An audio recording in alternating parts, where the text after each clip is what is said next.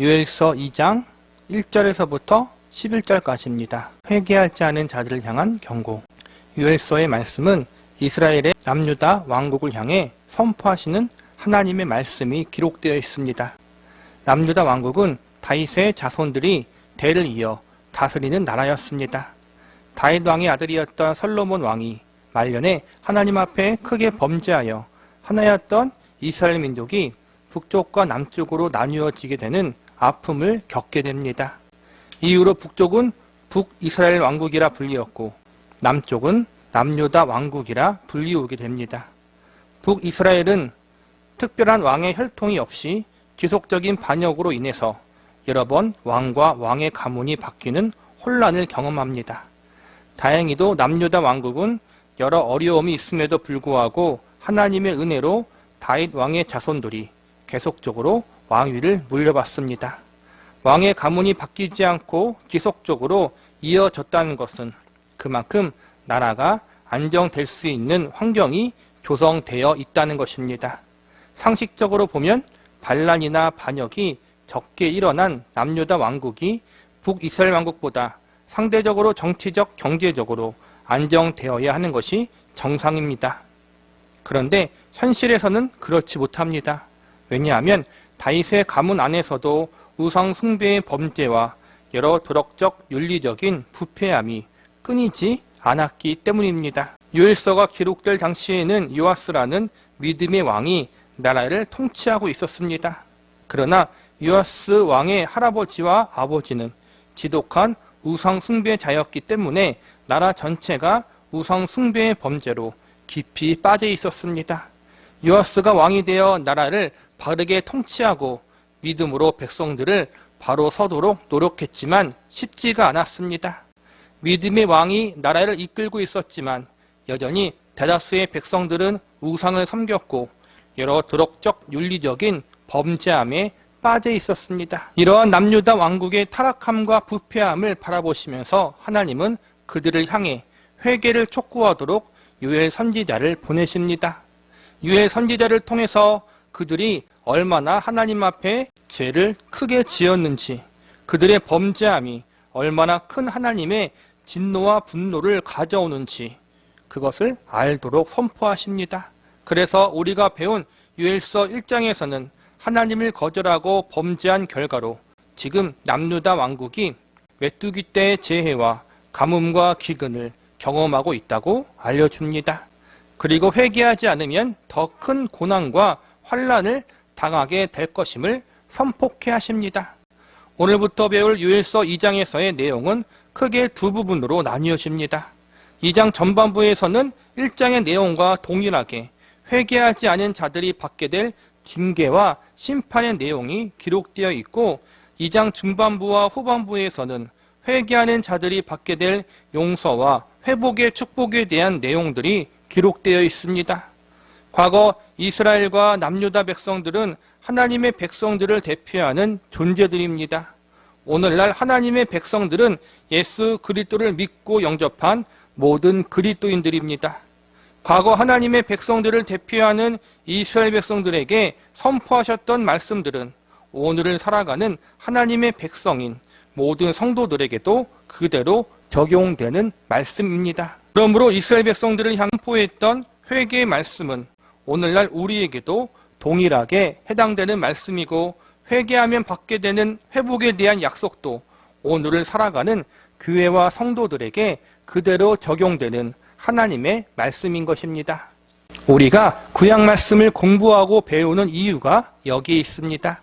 구약의 하나님 백성들을 향한 말씀은 곧 신약 시대의 우리들에게도 동일하게 적용될 수 있고 또한 순종해야 하는 말씀이기 때문입니다. 오늘 배우게 될 요엘서 2장 전반부 말씀은 회개를 촉구하는 최후 통첩에 대한 메시지가 기록되어 있습니다. 하나님을 향하여 재짓기를 멈추지 않고 회개를 거부한 자들을 향한 하나님의 마지막 경고에 대한 말씀이 오늘 본문의 주된 내용입니다. 우리는 우선적으로 오늘 본문의 말씀을 통해서 회개를 촉구하는 내용들에 대해서 살펴본 후 이 말씀이 오늘을 살아가는 저와 여러분에게 주는 교훈은 무엇인지 알아보는 시간을 가져보도록 하겠습니다. 첫 번째, 회개하지 않은 자들에게 임할 심판의 긴박성에 대해서 살펴보겠습니다. 요엘서 1장의 주된 내용은 지금 이스라엘 남유다 왕국이 겪고 있는 징계에 대한 것들입니다. 메뚜기 때의 재해와 가뭄과 기근의 현상은 자연적으로 일어난 일이 아니라 하나님이 범죄하고 있는 남유다 백성들을 징계하기 위해서 내리는 사랑의 매라는 사실을 앞선 시간에 배웠습니다. 오늘 우리가 배우는 요엘서 2장 전반부의 내용은 지금 겪는 고난이 아니라 앞으로 경험하게 될 더 큰 고난과 이에 대한 경고가 기록되어 있습니다. 본문 1절과 2절을 보시기 바랍니다. 시온에서 나팔을 불며 나의 거룩한 산에서 경고의 소리를 질러 이 땅 주민들로 다 떨게 할지니 이는 여호와의 날이 이르게 됨이니라. 이제 임박하였으니 곧 어둡고 캄캄한 날이요 짙은 구름이 덮인 날이라. 새벽 빛이 산꼭대기에 덮인 것과 같으니 이는 많고 강한 백성이 이르렀음이라. 이와 같은 것이 옛날에도 없었고 이후에도 대대에 없으리로다. 시온에서 나팔을 불라는 말은 하나님의 경고를 무시하지 말라는 것입니다. 이스라엘 백성들이 나팔을 불 때에는 크게 두 가지 경우가 있습니다. 나팔절과 속죄일에 모든 백성들이 하나님 앞에 회개하기 위해서 나팔을 불고, 또 하나는 전쟁을 준비하면서 나팔을 붑니다. 나팔절에 나팔 소리를 듣는다면 속죄일을 준비하라는 신호이고, 평소에 나팔 소리가 들리면 적이 쳐들어왔으니 전쟁을 준비하라는 것입니다. 정리하자면 나팔을 분다는 것은 신호를 보내는 것입니다. 오늘 1절에서 나팔을 부는 것은 하나님이 경고하시는 말씀을 듣고 하나님이 심판하신다는 말씀의 신호를 듣고 깨닫고 회개를 준비하라는 것입니다. 그래서 오늘 본문에 사용된 나팔은 백성들에게 회개를 선포하는 하나님의 말씀이라고 볼 수 있습니다. 하나님이 말씀으로 경고하시고 신호를 보낼 때 어서 알아차리라는 것입니다. 자신들이 얼마나 죄악된 삶을 살았는지 깨닫고 어서 사망의 길에서 나오라는 것입니다. 그러나 이러한 경고에도 불구하고 회개하지 않으면 어떻게 됩니까? 1절에 보니까 이 땅의 주민들로 다 떨게 할지니라고 나와 있고, 2절에 보니까 이와 같은 것이 대대에 없었다고 경고하고 있습니다. 그만큼 하나님이 앞으로 주실 징계와 심판이 아주 크다는 사실을 알 수 있습니다. 한 발 더 나아가 이렇게 큰 징계와 심판이 나중이 아니라 곧 임하게 될 것이라고 요엘 선지자는 강하게 경고합니다. 1절 마지막 부분에 보면 요엘 선지자는 여호와의 날이 이르게 됨이니라, 이제 임박하였다라고 선포하고 있습니다. 여호와의 날은 하나님의 심판의 날을 의미합니다. 요엘서에서 나타난 여호와의 날은 크게 두 가지 의미를 담고 있습니다. 우선적으로 현재 하나님을 떠나 범죄하고 있는 이스라엘 민족을 향한 심판의 날을 의미하고 있고, 또 하나는 역사의 마지막 날에 임할 하나님의 심판을 의미하고 있습니다. 많은 불신자들은 심판을 믿지 않습니다. 베드로후서 3장 4절과 5절에 보면 하나님의 최후 심판이 없다고 주장하면서 오래전부터 지금까지 세상이 멀쩡히 그대로 있다고 이야기하며 믿는 사람들을 조롱합니다. 이렇게 심판이 없다고 비웃고 조롱하는 이들을 향해 성경은 역사의 마지막 날 하나님의 심판은 반드시 있고 그 이전에도 개개인의 삶 속에 심판이 있을 것이라고 가르치고 있습니다. 멀리 가지 않아도 모든 인간은 결국 죽지 않습니까? 유한한 인간 편에서 볼 때는 길어 보이지만 영원하신 하나님 편에서 볼 때 매우 짧은 세월입니다. 하나님은 모든 사람의 인생의 마지막 날에 반드시 그들이 행한 것에 대해 심판하실 것입니다. 하나님을 믿지도 않고 하나님의 심판도 부정하는 인생을 향하여 하나님은 그 심판의 날이 멀지 않았다고 알려주십니다. 그리고 이 심판은 아무도 예외가 없었다고 선언하십니다. 인간 편에서 볼 때 하나님의 심판이 당장 눈에 보이지 않는 것 같고 당장 실감이 나지 않을 수 있습니다. 그러나 지나간 역사를 돌아본다면 지금 우리 주변에서 경험하고 있는 여러 인생들의 모습을 지켜본다면 하나님의 심판은 반드시 있고 우리도 피할 수 없다는 사실을 알 수 있습니다. 이스라엘 백성들에게 하나님은 무수한 기회를 주셨습니다. 저와 여러분에게도 하나님은 수많은 기회를 주셨습니다. 하나님을 거절하고 외면하고 반역했던 지난 날의 삶을 돌이킬 수 있는 기회, 하나님 앞에 나와 회개할 수 있는 많은 기회들을 충분히 주셨습니다. 우리는 이 기회를 거절한다면, 이 기회들을 외면한다면 우리가 당할 것은 하나님의 최후 심판밖에 없습니다. 하나님은 인내하시고 기다리시고 오래 참으시는 하나님이십니다. 그러나 그 하나님의 인내와 참으심에도 끝이 있습니다. 무수한 기회를 주시지만 영원히 주시는 것은 아닙니다. 지금까지 경험했던 고난들, 인생의 아픔들이 있습니까? 지금 겪고 있는 삶의 고통들이 있습니까?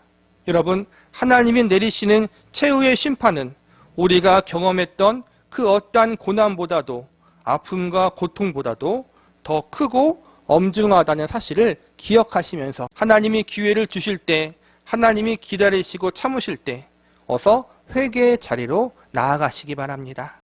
최후 심판이 임박했지만 아직 기회가 있습니다. 하나님이 기회를 주실 때 어서 우리는 하나님께로 돌아가야 합니다. 회개하는 자에게, 하나님께로 돌아오는 자에게 소망이 있습니다. 우리 앞에 지금 사망과 생명의 길이 놓여 있습니다. 내 마음대로, 내 고집대로, 내 죄악의 본능이 이끄는 대로 인생을 살아간다면 그 길의 마지막은 사망이요 최후 심판이 될 것입니다. 그러나 이제 내 뜻과 아집을 내려놓고 죄에서 돌이킨다면 하나님이 내 삶의 주인 되시고 그분의 뜻대로 인생을 살아간다면 그 길의 끝에는 영원한 생명과 기쁨이 있을 것입니다. 여호와의 날, 하나님의 심판의 날이 임박했습니다. 그날은 반드시 옵니다. 저와 여러분의 삶이 영원하지 않다는 사실을 기억하면서 생명의 길, 소망의 길을 선택할 수 있기를 기도합니다. 두 번째로, 회개하지 않은 자들에게 임할 심판의 엄중성에 대해서 살펴보겠습니다. 1절과 2절에서 회개하지 않은 자들에게 임할 임박하고 긴박한 하나님의 심판에 대해서 이야기하고 있다면, 이어지는 말씀에서는 이와 더불어 하나님이 내리실 심판의 엄중함에 대해서 가르치고 있습니다. 본문 3절을 보시기 바랍니다. 불이 그들의 앞을 사르며 불꽃이 그들의 뒤를 태우니 그들의 예전 땅은 에덴 동산 같았으나 그들의 나중의 땅은 황폐한 들 같으니 그것을 피한 자가 없도다. 원래 하나님이 허락하신 가나안 땅은 젖과 꿀이 흐르는 땅이었습니다. 하나님이 이른 비와 늦은 비를 잘 내려주시면 그 땅에서 참으로 풍성하고 많은 열매들을 얻을 수가 있었습니다. 우리가 여호수아 말씀을 얼마 전까지 배우지 않았습니까? 하나님은 그들이 짓지도 않은 집과 성읍들, 또한 경작하지 않고 가꾸지 않은 밭과 가수원을 거저 주셨습니다. 하나님은 애굽의 노예로 살다가 광야에서 방황하며 죽을 수밖에 없었던 이스라엘 민족을 구원하신 사건과 가나안 땅으로 인도하신 사건을 어미 독수리의 날개로 업어 보호하고 지켜준 것과 같다고 비유로 알려주셨습니다. 오늘날에 쉬운 말로 표현하자면 내가 너를 업어 키웠다. 애지중지하면서 사랑과 관심으로 보살펴 주었다. 이렇게 받아들일 수 있습니다. 그런데 이러한 한이 없는 은혜와 사랑을 받은 이스라엘 백성들이 지금 하나님을 배신하고 거역하는 삶을 살고 있습니다. 하나님께로부터 받은 축복을 가지고 범죄하는 일과 죄악을 행하는 일을 벌이고 있었습니다. 그래서 하나님이 어떻게 하십니까? 그들에게 주어진 축복들을 모두 회수하여 가시겠다고 경고하십니다. 제일 먼저 그들에게 주어진 젖과 꿀이 흐르는 땅, 에덴 동산같이 축복되었던 땅이 황폐한 들과 같이 되게 하시겠다고 3절에 말씀하십니다. 이 경고대로 지금 기근과 가뭄으로 인해 젖과 꿀이 흐르는 가나안 땅은 황폐해져 가고 있습니다. 이어지는 4절과 5절을 보시기 바랍니다. 그의 모양은 맑았고 그 달리는 것은 기병 같으며 그들이 산꼭대기에서 뛰는 소리는 병거 소리와도 같고 불꽃이 건물을 사르는 소리와도 같으며 강한 군사가 줄을 벌이고 싸우는 것 같으니. 지금 이스라엘 백성들은 메뚜기 때의 재난, 그리고 가뭄과 기근의 재해를 겪고 고통 중에 있는데 그래도 깨닫지 못하고 회개하지 않으면 이제 하나님은 이방 나라를 불러서 그들을 심판하시겠다라고 경고하십니다. 이방 민족이 쳐들어와서 축복의 땅이었던 가나안 땅을 황폐하게 만들고 이스라엘 민족을 괴롭히게 만들겠다는 것입니다. 얼마나 그들이 이스라엘 백성들을 괴롭히고 고통스럽게 하는지 6절에 보니까 백성들의 낯빛이 하얘졌다고 나와 있습니다. 오늘 본문에서는 구체적으로 나와 있지 않지만 다른 본문들과 성경에 보면 결국 회개하지 않으면 나라를 아예 멸망시키고 남은 사람들을 포로로 끌려가는 고난을 겪게 하신다고 경고하고 있습니다. 나라가 멸망당하고 포로로 끌려간다는 것은 약속의 땅인 가나안 땅을 잃어버리는 것과 같은 것입니다.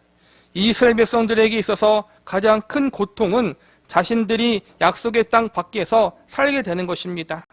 약속의 땅을 잃어버리는 것이 그들에게 있어서 가장 큰 아픔이요 고난이었습니다. 아직 유엘서가 기록될 당시만 해도 이스라엘 민족은 나라의 명백이 유지되고 있었습니다. 아직까지는 하나님이 자연재해를 내려 고난을 주시고 이방 민족의 침략으로 조공을 바치는 정도로만 고통을 겪게 하십니다. 이 모든 고난과 고통은 어서 회개하라는 하나님의 사인이요 죄에서 돌이킬 수 있는 기회를 주신 것입니다. 그러므로 아직 기회가 남아 있습니다. 지금 이 요엘 선지자의 경고, 하나님의 경고를 받아들인다면 이제 죄를 뉘우치고 회개한다면 하나님이 용서하시고 받아주실 것입니다. 하나님의 사랑과 은혜는 한이 없고 아주 풍성합니다. 하나님이 용서하지 못할 죄악은 없습니다. 우리가 회개만 하면 우리를 하나님은 넉넉하게 받아주시고 용납해 주실 것입니다. 그러나 회개를 거절하면 남은 것은 철저하고 엄중한 심판뿐입니다. 회개를 거절하는 것은 결국 기회를 주시고 기다리시는 하나님을 업신여기는 것이고 그분의 이름을 욕되게 하는 것입니다. 끝까지 하나님을 인정하지 않겠다는 완악한 범죄인 것입니다. 우리는 하나님의 오래 참으시고 기다리시는 은혜를 외면하거나 업신여기는 잘못을 범하지 않기를 바랍니다. 우리에게 상하고 애통하는 마음을 부어달라고 기도할 수 있기를 바랍니다. 세 번째로 회개하지 않는 자들에게 임할 심판의 확실성에 대해서 살펴보겠습니다. 4절부터 11절까지는 남유다 왕국을 침략하는 적국의 모습을 묘사하고 있습니다.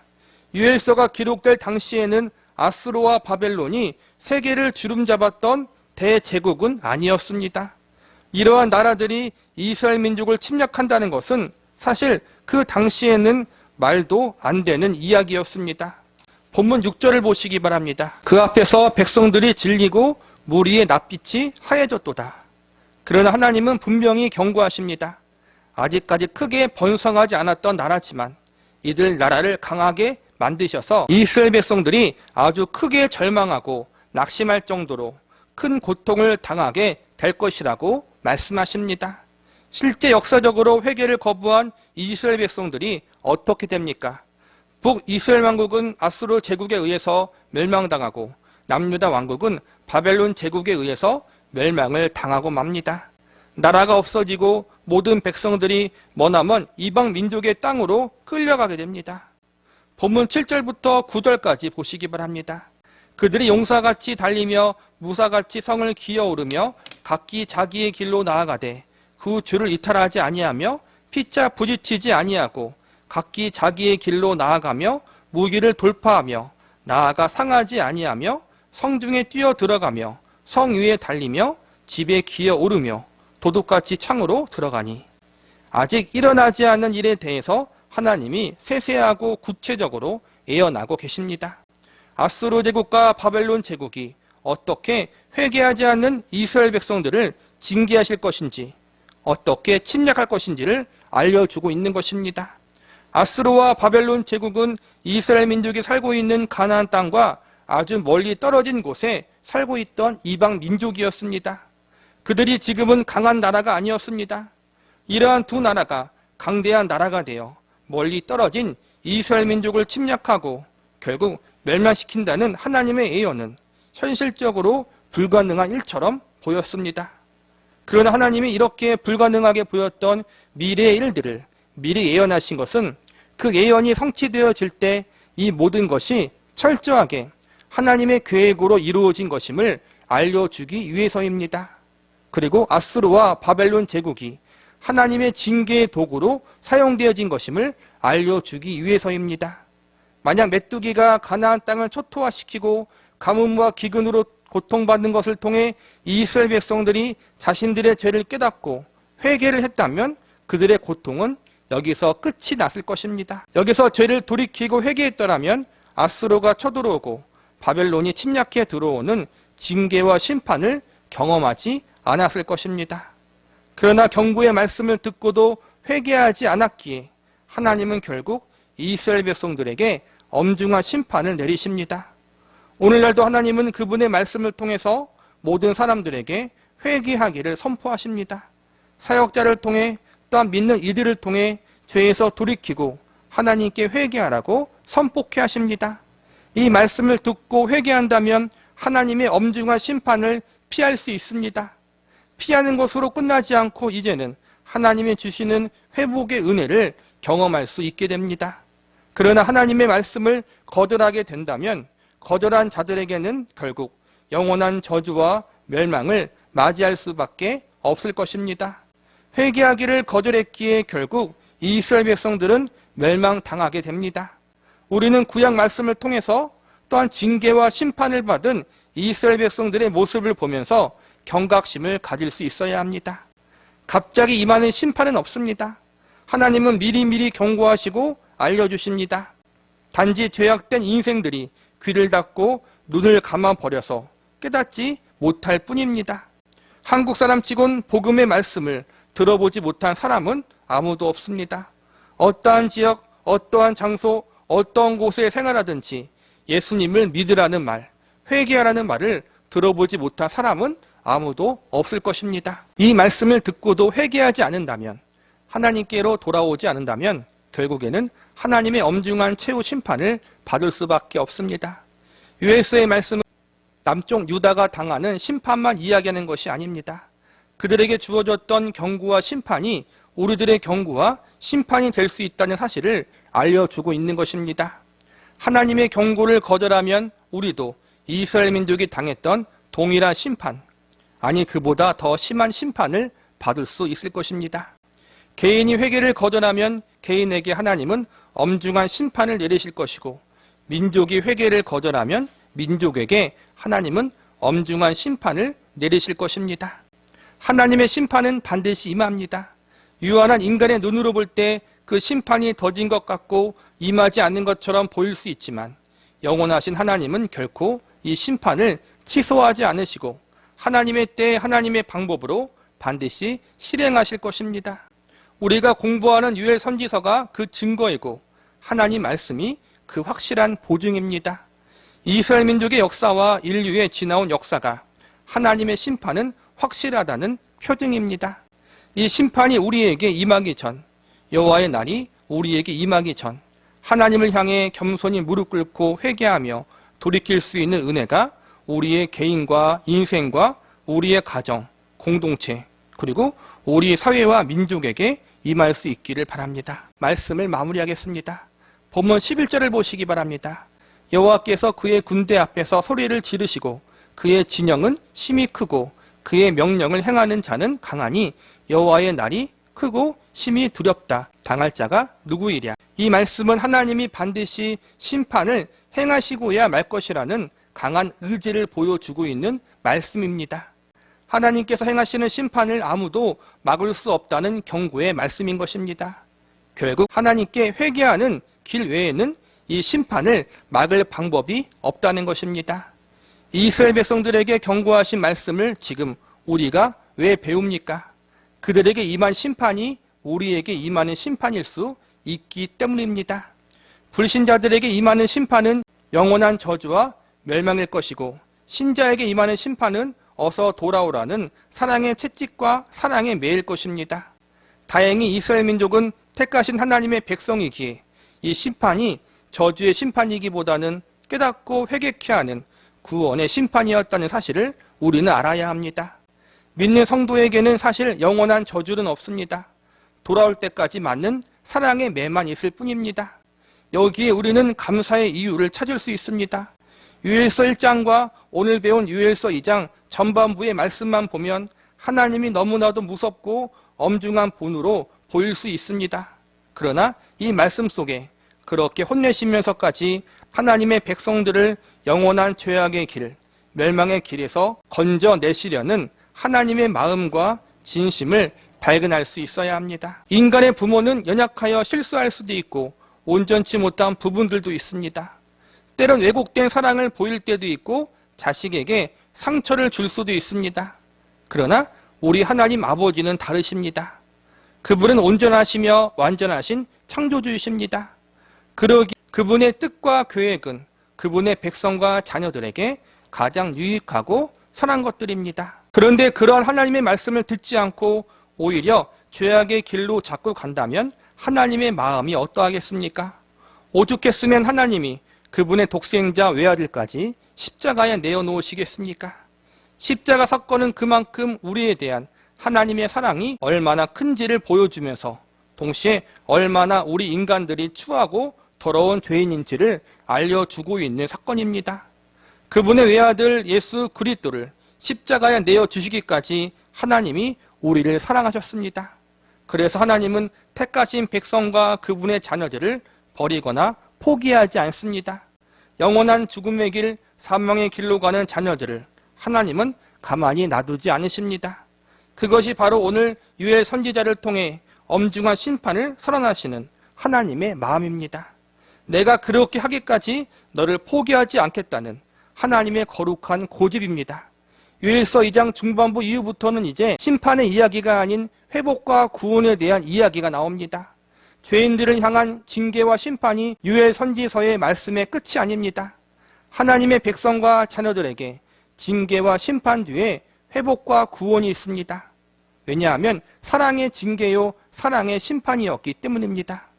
비록 우리의 잘못으로 인해 우리의 죄악으로 인해 아프게 혼났지만 이 아픔이 있었기에 이 사랑의 매가 있었기에 우리가 어그러진 길을 고칠 수 있었고 잘못된 길에서 돌이킬 수가 있었다는 사실을 기억하면서 포기하지 않는 하나님의 영원한 사랑에 하루라도 빨리 설득당하고 항복할 수 있는 은혜가 있기를 기도합니다. 요엘 2장 12절에서부터 20절까지입니다.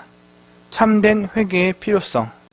그동안 앞서서 배웠던 요엘서의 말씀들은 하나님의 백성이었던 이스라엘 민족, 남유다 왕국의 백성들이 하나님 앞에 얼마나 크게 범죄했는지, 그들을 향한 하나님의 진노가 얼마나 큰지에 대한 경고의 말씀들이었습니다. 만약 이들이 회개하지 않는다면, 그들의 죄에서 돌이키지 않는다면 하나님의 임박하고 엄중한 징계와 심판을 받게 될 것이라고 유엘 선지자를 통해서 경고케 하십니다. 계속해서 유엘 선지서의 말씀을 공부하다 보니 우리는 징계와 심판에 대한 이야기가 유엘서의 가장 중심이 되는 것으로 오해할 수 있습니다. 우리가 알아야 할 것은 유엘서의 가장 중요한 핵심 내용은 죄에 대한 심판이 아니라 죄에서 돌이켜 회개해야 한다는 내용입니다. 비록 죄를 많이 지었고 하나님 앞에 크게 범죄했을지라도 회개하면 하나님이 용서해 주시고 넉넉하게 받아주신다는 것이 우리가 배우는 유엘서의 핵심 메시지입니다. 하나님은 징계를 위한 징계를 내리시는 분이 아니십니다. 특별히 하나님 백성을 향한 징계는 늘 사랑을 전제로 하고 있다는 사실을 우리는 알고 있어야 합니다. 잘못했으니 당연히 그에 합당한 벌을 받아야 한다. 이러한 차원에서 하나님이 심판을 내리시는 것이 아니라는 것입니다. 사랑하는 당신의 백성들을 영원한 멸망의 길에서 건져내기 위해서 어그러진 길, 잘못된 길에서 이끌어내기 위해서 하나님은 사랑의 매를 드시는 것입니다. 그래서 하나님 백성을 향한 하나님의 징계는 언제나 회복을 위한 사랑의 징계라는 사실을 요엘 선지서를 공부하면서 우리는 배울 수 있어야 합니다. 오늘부터 본격적으로 심판과 징계에 대한 이야기만 나오는 것이 아니라 회개하면 하나님이 용서하시고 회복케 하신다는 약속들이 등장하기 시작합니다. 한 발 더 나아가 하나님께서는 어떻게 회개해야 하는지에 대한 구체적인 방법까지 알려주고 계십니다. 오늘 이 말씀들을 통해서도 우리는 하나님 백성을 향한 하나님의 마음은 언제나 사랑임을 배울 수 있습니다. 비록 그들이 범죄했지만 하나님은 여전히 그들을 포기하지 않으시고 계속해서 그들이 회개하고 돌아오기를 기다리시고 계셨던 것입니다. 우리는 오늘 본문의 말씀을 통해서 하나님이 가르쳐 주신 회개의 방법에 대해서 살펴본 후 이 가르침 속에 담긴 하나님의 마음과 하나님이 주신 징계 속에 담긴 참된 의미에 대해서 알아보는 시간을 가져보도록 하겠습니다. 첫 번째로 금식하며 울며 애통하라고 말씀하십니다. 지금까지 요엘서 말씀의 내용은 심판과 징계에 대한 엄중한 경고가 대부분이었습니다. 그런데 오늘 본문 말씀부터는 용서와 축복의 이야기를 중점적으로 이야기하고 있습니다. 비록 하나님 앞에 크게 범죄했을지라도 회개한다면 하나님이 용서하시고 회복케 하신다는 내용이 오늘 본문에서 우리가 배울 주요 내용들인 것입니다. 오늘 본문에서는 특별히 하나님이 직접 어떻게 회개해야 하는지에 대한 구체적인 방법까지도 알려주고 계십니다. 본문 12절을 보시기 바랍니다. 여호와의 말씀에 너는 이제라도 금식하고 울며 애통하고 마음을 다하여 내게로 돌아오라 하셨나니. 12절에 보니까 금식하며 울며 애통하고 마음을 다하여 하나님께 돌아오라고 말씀하십니다. 여기서 금식하라는 것은 먹는 것, 입는 것, 하나님이 주신 것을 가지고 범죄했던 것을 회개하라는 것입니다. 하나님께로부터 받은 수많은 축복들을 자신들만의 쾌락을 위해서, 자신들의 즐거움만을 위해서 사용했던 것을 뉘우치고 이제부터 하나님이 축복을 주신 본래 의도대로 합당하게 사용해야 함을 알려주고 있는 것입니다. 울며 애통하라는 것은 자신들의 죄악이 얼마나 심각한지를 깨달으라는 것입니다. 그저 형식적인 눈물, 한순간의 감정적인 애통함으로 끝나지 말라고 진심으로 자신들의 죄악의 심각성을 깨달으라는 것입니다. 요엘 선지자가 활동할 당시 아주 희한한 직업이 있었습니다. 그 직업은 바로 누군가를 대신해서 크게 울어주는 직업이었습니다. 특히 우상 숭배자들이 이런 직업을 가진 사람들을 자주 고용해서 자신들을 대신해서 우상 앞에 울며 기도해 주는 일을 시켰습니다.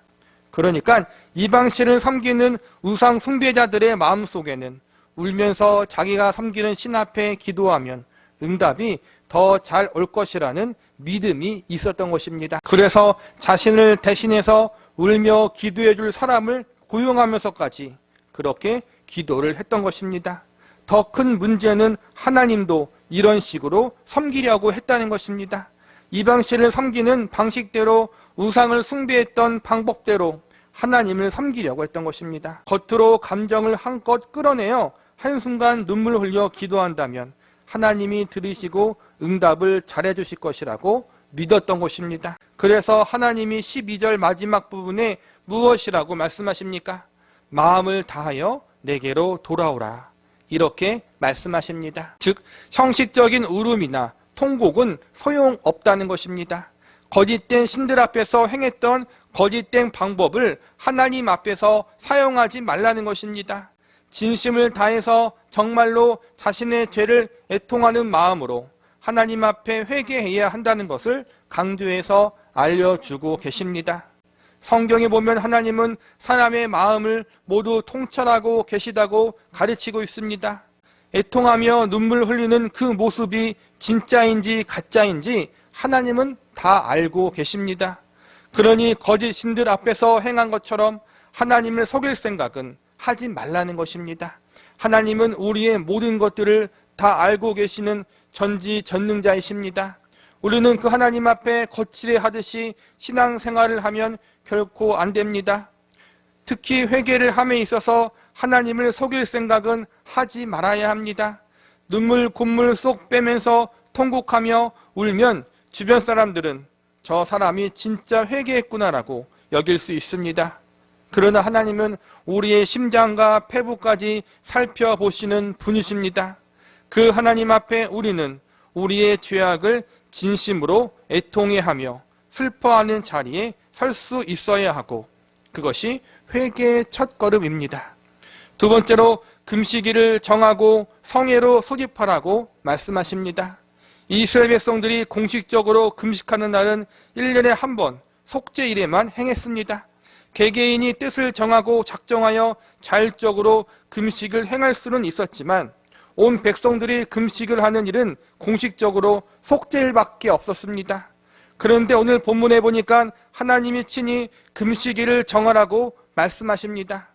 본문 15절을 보시기 바랍니다. 너희는 시온에서 나팔을 불어 거룩한 금식일을 정하고 성회를 소집하라.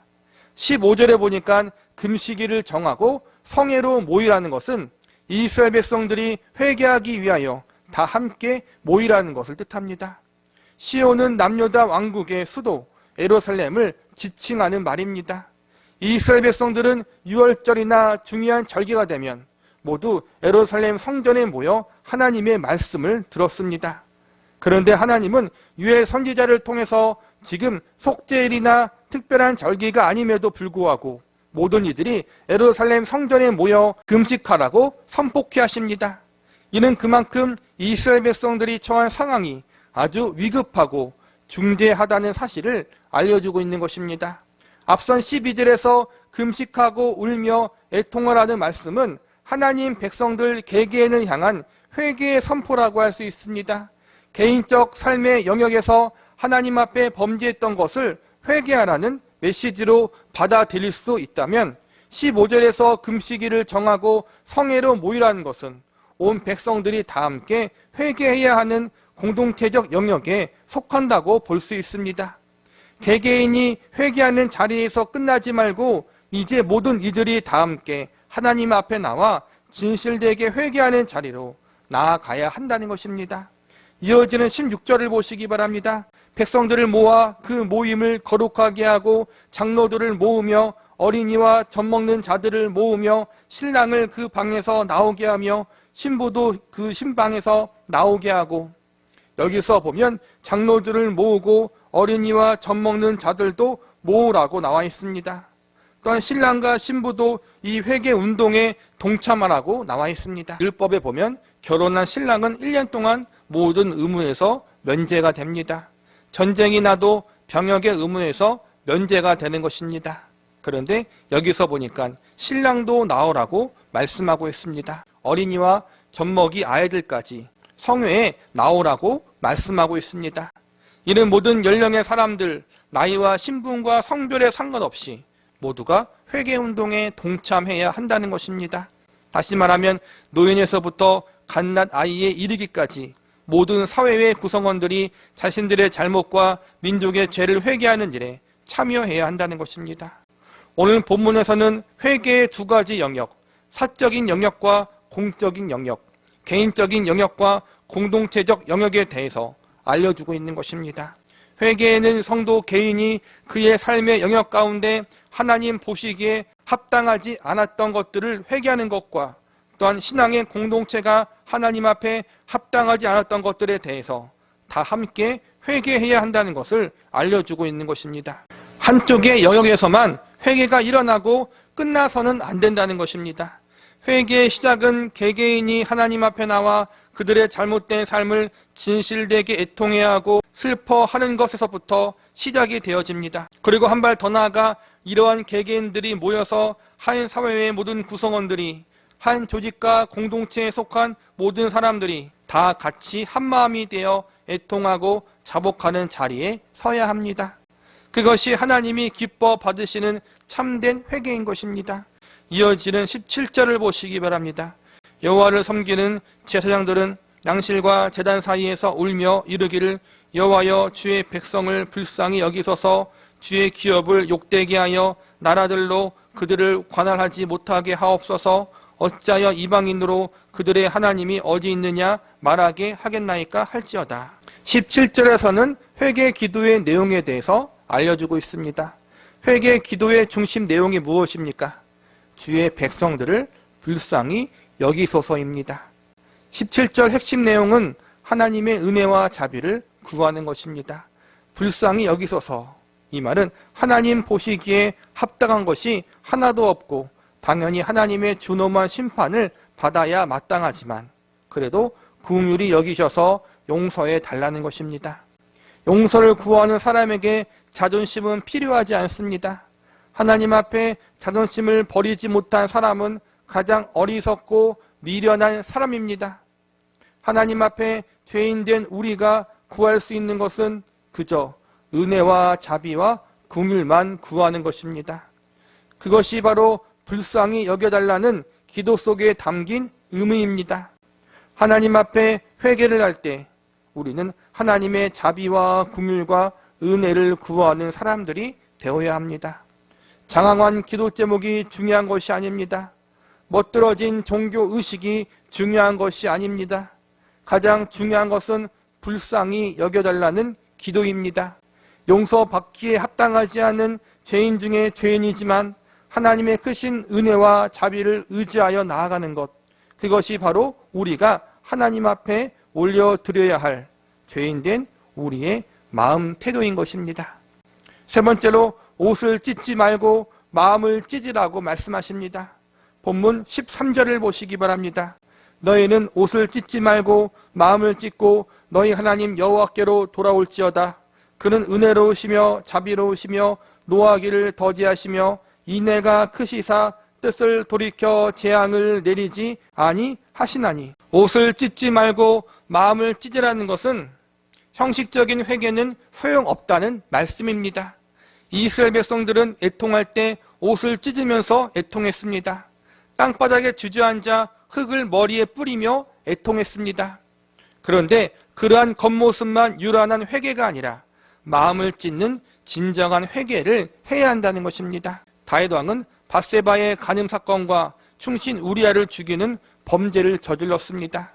그러나 회개함으로 하나님께 용서받았고 이때 그가 깨달은 것은 하나님이 원하시는 것은 형식적인 것이나 종교적인 의식이 아니라 바로 하나님을 향한 상하고 애통하는 마음임을 알게 되었습니다.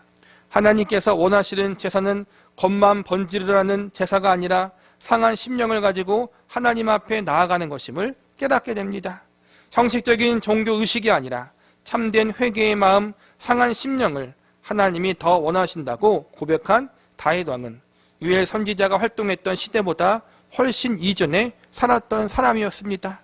그도 한때 하나님 앞에 큰 범죄를 저질렀지만 상한 심령으로 하나님 앞에 나아가 회개하여 용서를 받을 수 있었습니다.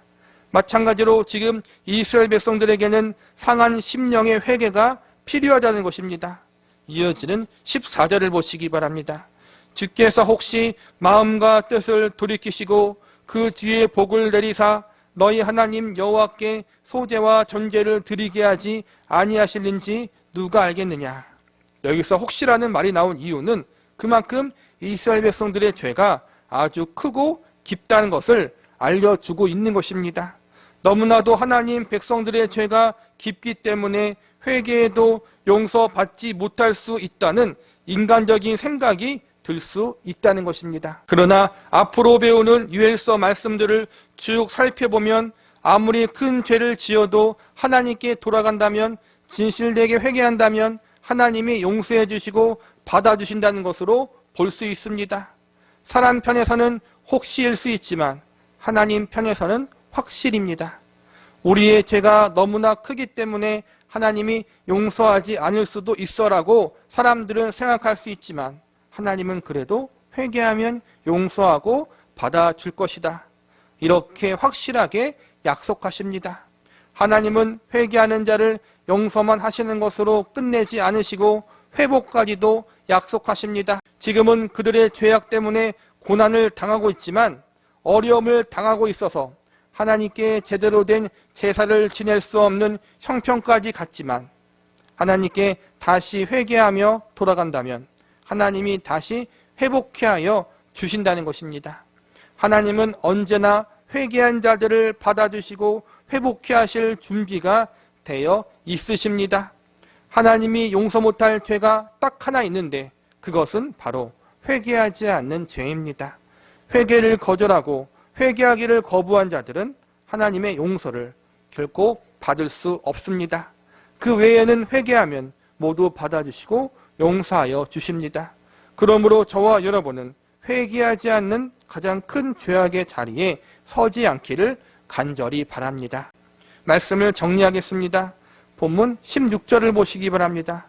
그때 여호와께서 자기의 땅을 극진히 사랑하시어 그의 백성을 불쌍히 여기실 것이라. 위에서 혹시라는 말은 인간적인 생각이라고 말씀드렸습니다. 인간의 죄가 너무 크고 심하기 때문에 혹시나 용서받지 못할 수 있다는 생각이 들 수 있는 것입니다.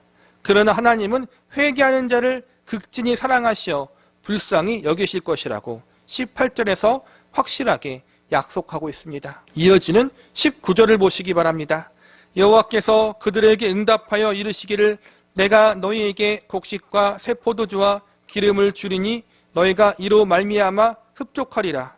내가 다시는 너희가 나라들 가운데에서 욕을 당하지 않게 할 것이며 지금은 그들의 죄악으로 인해 심한 재해와 재난을 당하고 있습니다. 메뚜기 때의 재해와 가뭄과 기근으로 궁핍한 삶을 살고 있습니다. 얼마나 심한지 하나님께 제사를 지낼 수 없을 정도로 경제적으로 어려운 삶을 살고 있습니다. 그런데 19절에 보니까 회개한다면, 죄에서 돌이킨다면 용서하실 뿐만 아니라 이제 새 포도주와 기름을 주신다고 약속하십니다. 더 이상 이방 나라들에게 치욕을 당하지 않게 하신다고 약속하십니다. 그들의 범죄로 인해서 고통당했던 부분들을 모두 회복케 하여 주신다고 약속하고 계시는 것입니다. 마지막 20절을 보시기 바랍니다. 내가 북쪽 군대를 너희에게서 멀리 떠나게 하여 메마르고 적막한 땅으로 쫓아내리니 그 앞에 부대는 동해로 그 뒤에 부대는 서해로 들어갈 것이라. 상한 냄새가 일어나고 악취가 오르리니 이는 큰 일을 행하였음이라 하시리라. 이스라엘 백성들의 징계의 도구로 사용하기로 계획했던 북쪽의 두 나라 아수르와 바벨론 제국을 쫓아내 주신다는 것입니다.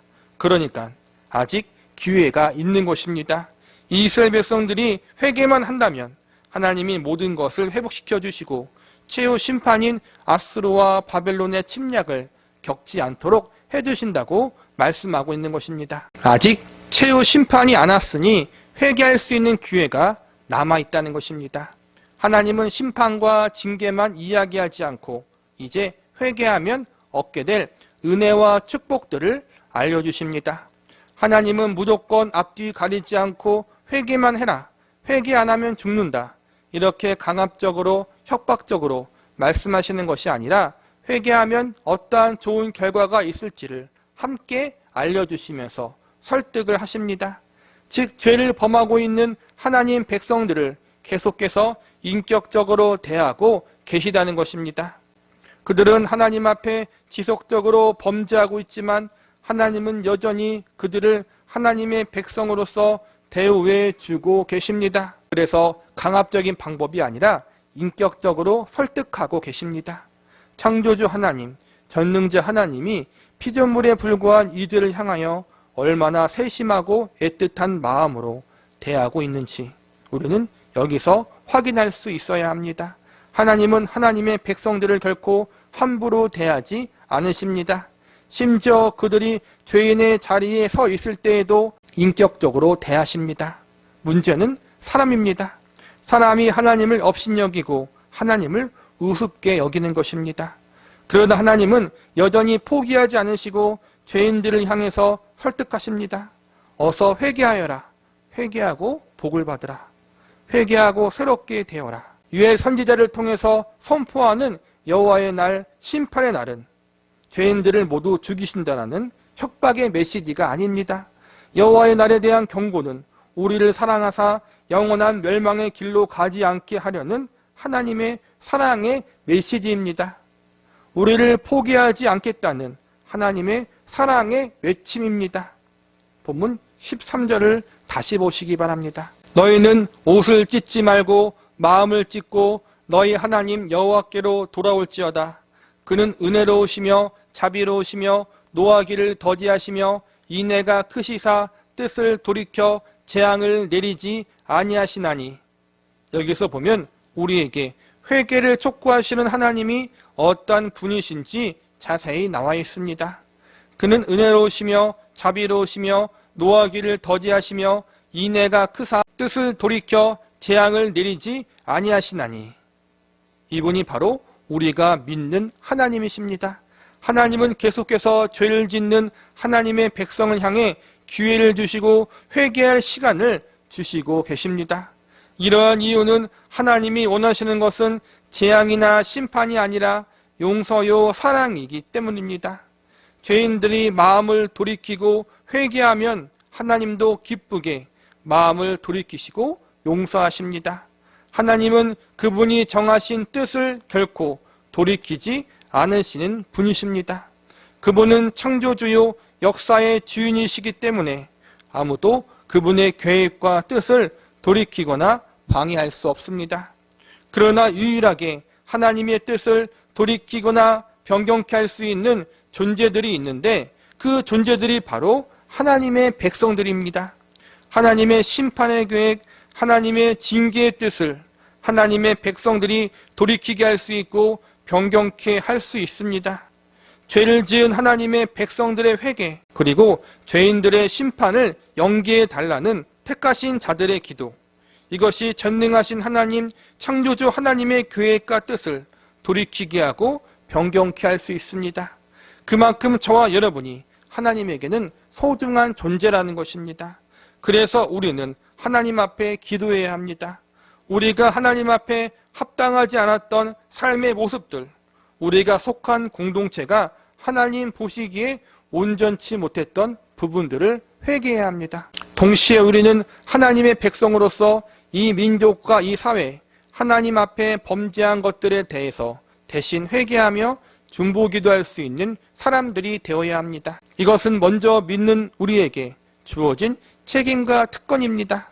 특권은 내 마음대로 휘두르라고 주신 것이 아니라 다른 이들을 위해서 기도하고 그들을 먼저 섬기라고 주신 특권입니다. 하나님의 자녀로서 분노와 심판의 문턱에 있는 죄인들을 위해서 하나님 앞에 당당히 나가 기도할 수 있는 특권을 주신 것입니다. 나 혼자 축복을 누리고 살라고 주신 것이 특권이 아니라 축복을 나누어 줄 수 있는 것이 그리스도인에게 주어진 특권입니다. 그러기 위해서 먼저 우리가 우리 안에 있는 죄악들을 회개해야 합니다. 우리 가운데 있는 연약함과 부족함, 하나님 보시기에 합당하지 않는 모든 것들을 회개해야 합니다. 그리고 다시 새롭게 해야 합니다. 믿는 사람들이 이 땅의 소망입니다. 교회가 이 땅의 희망입니다. 그러므로 믿는 우리 먼저 회개하고 깨끗하게 되어야 합니다. 그리고 이웃들을 위해서, 민족을 위해서, 아직 하나님을 향해 회개하지 못하고 있는 자들을 위해서 기도할 수 있는 하나님의 백성들이 되어야 합니다. 이 임무와 책임이 우리에게 주어졌습니다. 어찌 보면 유엘 선지자의 소명이 우리의 소명일 수 있다는 것입니다. 우리가 먼저 회개하는 자가 되고 우리가 먼저 하나님 앞에 거룩한 존재로 바로 서는 사람이 되어서 영원한 죄와 사망의 길, 멸망의 길로 걸어가는 이들을 위해서 유엘 선지자처럼 회개와 회복의 말씀을 선포하고 그들을 위하여 기도해 줄 수 있는 성숙하고 깨끗한 주의 백성들로 우뚝 서는 은혜가 있기를 기도합니다. 요엘서 2장 21절에서부터 32절까지입니다.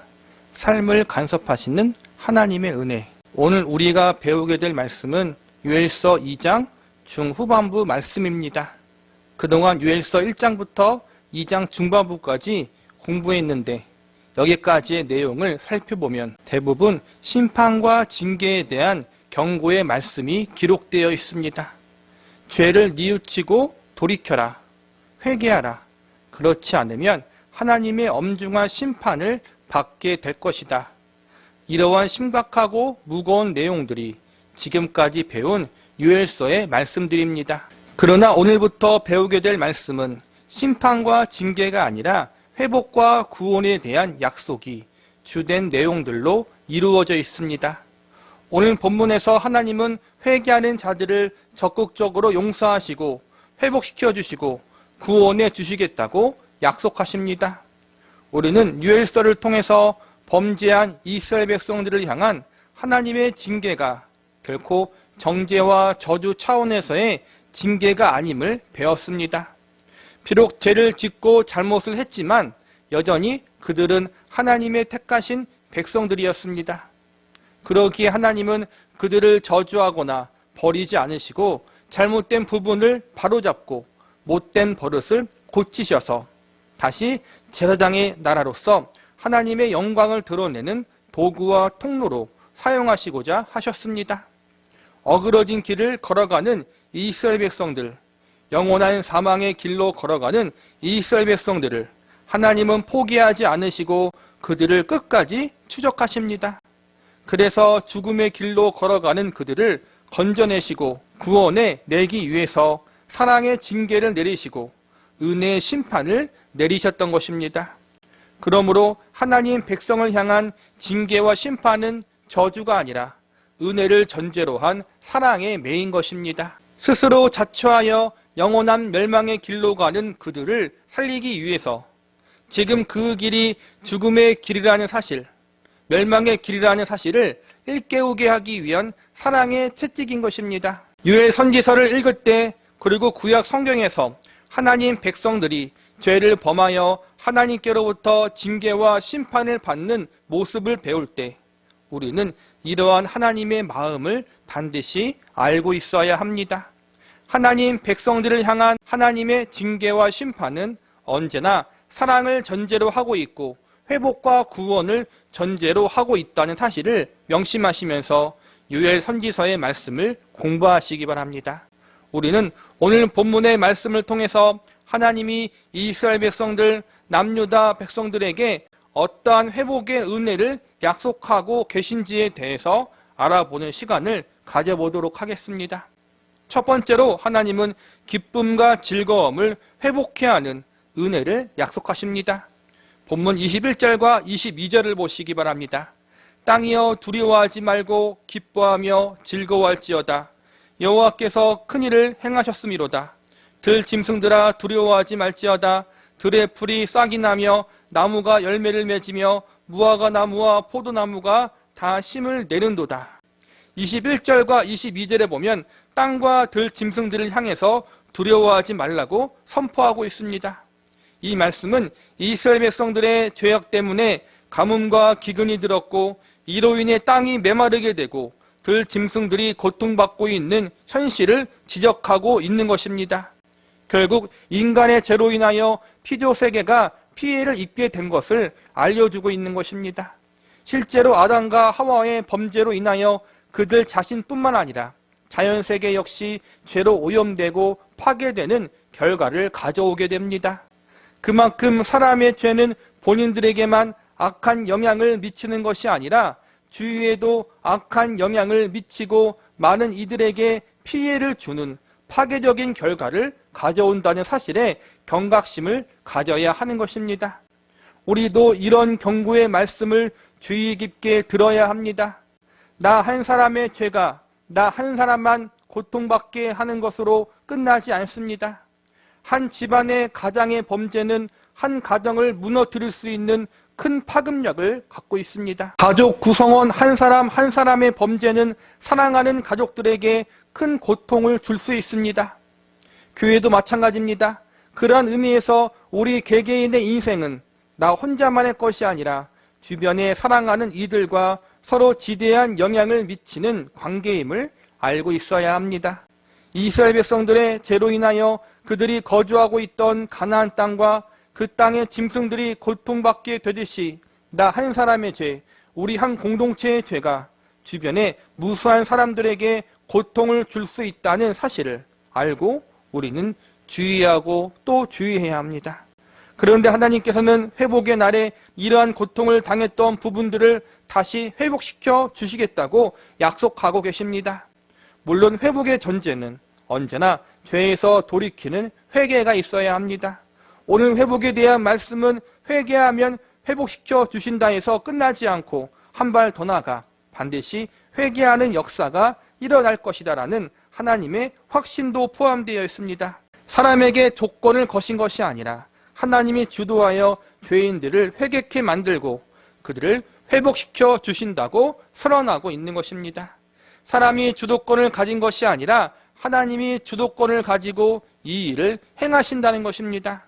21절 마지막 부분에 보니까 하나님께서 큰 일을 행하셨다고 선언하고 있습니다. 여기서 큰 일은 하나님이 이처럼 이스라엘 백성들을 회개케 만드시어 그들을 고치시고 새롭게 하시는 것을 의미하고 있는 것입니다. 하나님을 거절하고 멀리하며 살았던 지난 날은 어둡고 암울한 날들이었습니다.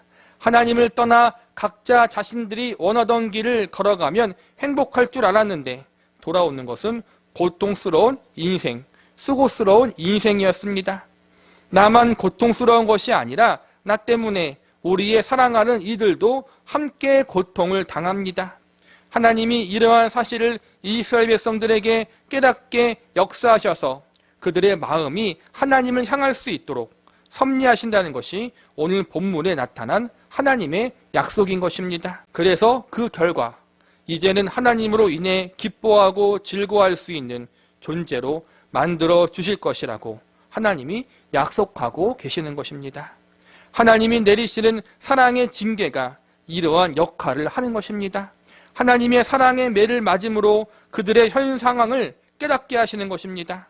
하나님 품 안에 있을 때가 가장 좋은 때였구나. 이제 하나님께로 돌아가야겠구나. 고난을 통하여 이 사실을 깨닫고 결국 회개하는 자리로 갈 수 있도록 하나님이 그렇게 일하시고 역사하신다는 것이 오늘 하나님이 선언하시는 회복의 약속입니다. 두 번째로 하나님은 그분의 이름을 찬송케 하는 회복의 은혜를 약속하십니다. 본문 26절을 보시기 바랍니다. 너희는 먹되 풍족히 먹고 너희에게 놀라운 일을 행하신 너희 하나님 여호와의 이름을 찬송할 것이라. 내 백성이 영원히 수치를 당하지 아니하리로다. 이스라엘 백성들이 징계와 심판을 받은 이유가 무엇입니까? 그들이 하나님을 떠났기 때문이었습니다. 하나님이 아닌 다른 신들을 섬겼고 세상의 쾌락을 즐기며 하나님 앞에 범죄하는 인생을 살았기 때문입니다. 하나님이 허락하신 가나안 땅에서 하나님이 아닌 우상을 숭배하고 하나님이 주신 축복들을 가지고 다른 신에게 갖다 바치며 살았습니다. 하나님이 맡겨주신 것들을 가지고 자기 자신이 인생의 주인인 것처럼 마구마구 허비하고 방탕하게 사용하며 인생을 살아왔습니다. 그래서 그 결과가 무엇입니까? 하나님이 주신 것들을 도로 다 가져가 버리신다는 것입니다. 물질과 경제적 축복들, 풍요와 안정의 은혜들, 이 모든 것들을 싹 다 가져가 버리시고 궁핍한 삶을 살게 하십니다. 나중에는 약속의 땅에서 쫓아내 버리십니다. 이스라엘 백성들의 죄는 참으로 많이 있지만 모든 죄의 중심과 근본은 그들 안에 하나님을 향한 마음이 없었기 때문에 시작되었다고 볼 수 있습니다.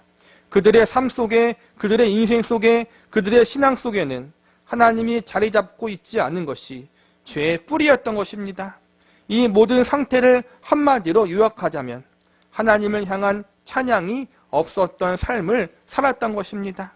마땅히 하나님을 찬양해야 함에도 불구하고 하나님이 아니라 우상을 찬양했고 하나님께 올려드려야 할 모든 영광을 세상의 다른 것들에게 빼앗겨 버렸습니다. 하나님과 영적인 관계가 단절되었습니다. 죄인들에게 가장 필요한 것, 그것은 다른 것이 아니라 하나님과의 관계 회복입니다. 물질의 회복, 경제의 회복, 건강의 회복도 중요하고 필요하지만 그러나 그보다 앞서서 먼저 해야 할 것은 바로 하나님과의 바른 관계를 회복하는 것입니다. 이것이 없다면 다른 것이 회복되어도 소용이 없습니다. 오히려 회복된 물질과 건강을 가지고 또다시 범죄의 자리에 설 위험성이 있습니다. 궁극적으로 이스라엘 백성들의 범죄는 하나님과 그들의 관계가 멀어졌기 때문에 생긴 것입니다. 그래서 가장 중요한 회복은 영적인 회복, 하나님과의 관계의 회복입니다. 하나님과의 관계가 회복되는 가장 중요한 증거가 무엇입니까? 하나님을 찬양하는 삶을 회복하는 것입니다. 하나님께서 이스라엘 백성들이 잃어버렸던 것들을 회복시켜 주신다고 약속하면서 먼저 영적인 회복, 하나님과의 관계 회복을 약속하십니다. 하나님이 죄인이었던 이스라엘 백성들을 포기하지 않으시고 그들을 구원하사 다시 회복케 하여 주심으로 인해 이스라엘 백성들이 하나님을 찬양하게 된다고 말씀하십니다. 이 일의 시작은 인간이 아니라 하나님이 시작하십니다. 인간은 하나님을 계속 거부하고 도망가지만 하나님이 끝까지 추격하셔서 도망가는 우리를 붙잡아 다시 하나님을 바라볼 수 있도록 은혜의 역사를 일으키시는 것입니다. 하나님을 피해 도망치는 죄인된 우리를 포기하지 않으시고 끝까지 사랑으로 붙잡으시는 하나님 아버지의 열심, 그 사랑의 열심이 우리를 회개케 만들고 우리를 새롭게 변화시키는 기적의 원동력인 것입니다. 이 사랑의 기적이 우리의 삶 가운데 지금도 계속 부어지고 있다는 사실을 믿으시기 바랍니다. 세 번째로 하나님이 어떠한 분인지 알게 되는 회복의 은혜를 약속하십니다. 본문 27절을 보시기 바랍니다. 그런즉 내가 이스라엘 가운데 있어 너희 하나님 여호와가 되고 다른 이가 없는 줄을 너희가 알 것이라. 내 백성이 영원히 수치를 당하지 아니하리로다. 27절에 보니까 이스라엘 백성들이 하나님이 너희 가운데 있어 너희의 하나님이 되고 다른 이가 없는 줄 알게 될 것이다라고 선언하고 계십니다. 이스라엘 백성들이 받은 회복의 은혜 중 제일 큰 은혜는 하나님을 바르게 알게 되는 은혜입니다. 위에서 우리는 하나님이 이스라엘 백성들에게 기쁨과 즐거움을 회복시키시고 하나님의 이름을 찬송케 할 수 있는 회복의 은혜를 허락하신다고 배웠습니다.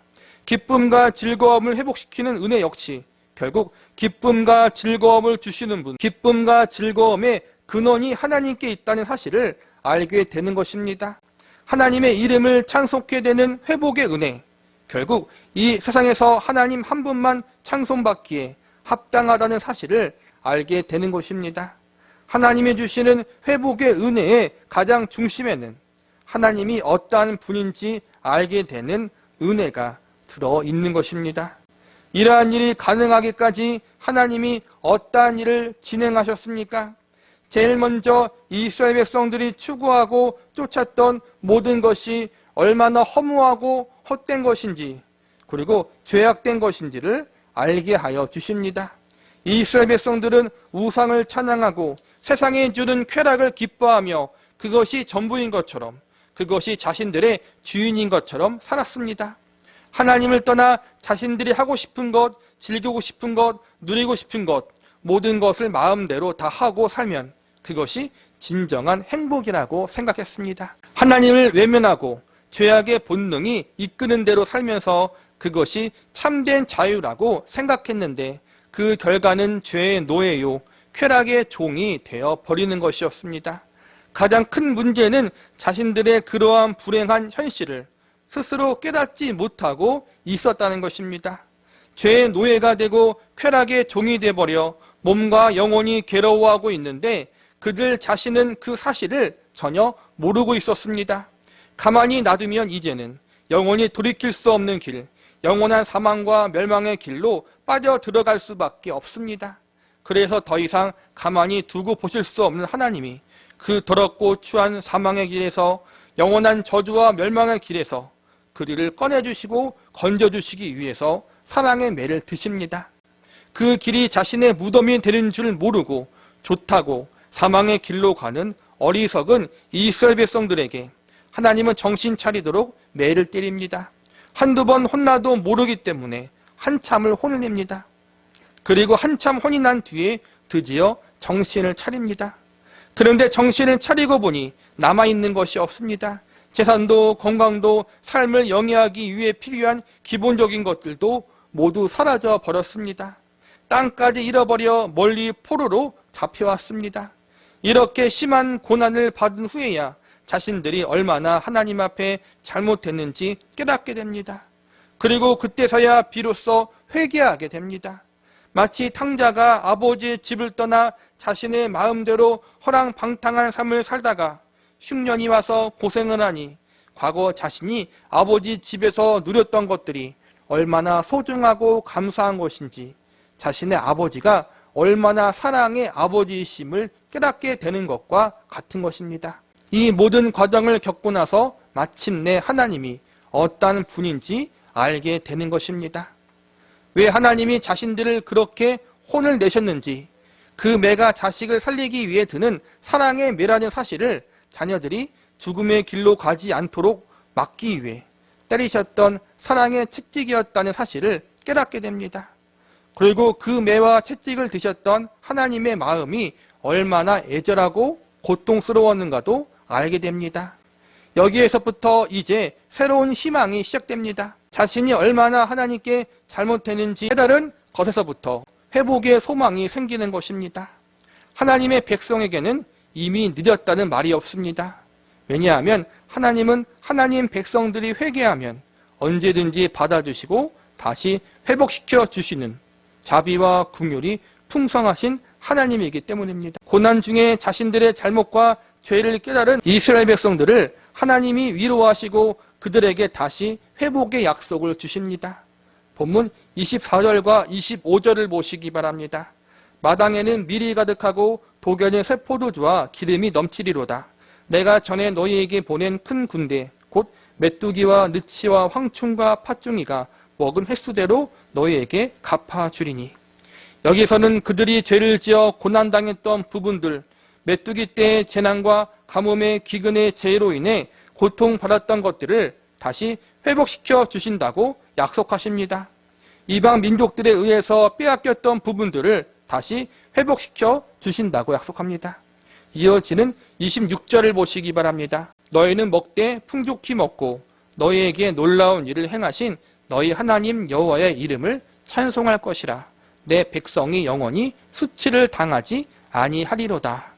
자신의 죄를 깨닫고 하나님께로 돌아온 자, 그들에게 하나님은 다시 수치를 당하지 않게 하신다라고 약속하셨습니다. 그리고 이렇게 죄인된 자리, 영원한 멸망과 저주를 받아 마땅한 존재들을 회개의 자리와 회복의 자리로 이끄신 하나님의 이름이 찬송케 될 것이라고 말씀하십니다. 하나님을 외면하고 우상을 찬양했던 이스라엘 백성들의 입술에서 이제는 우리를 구원하시고 우리를 살리신 하나님만이 우리의 참된 주님이십니다.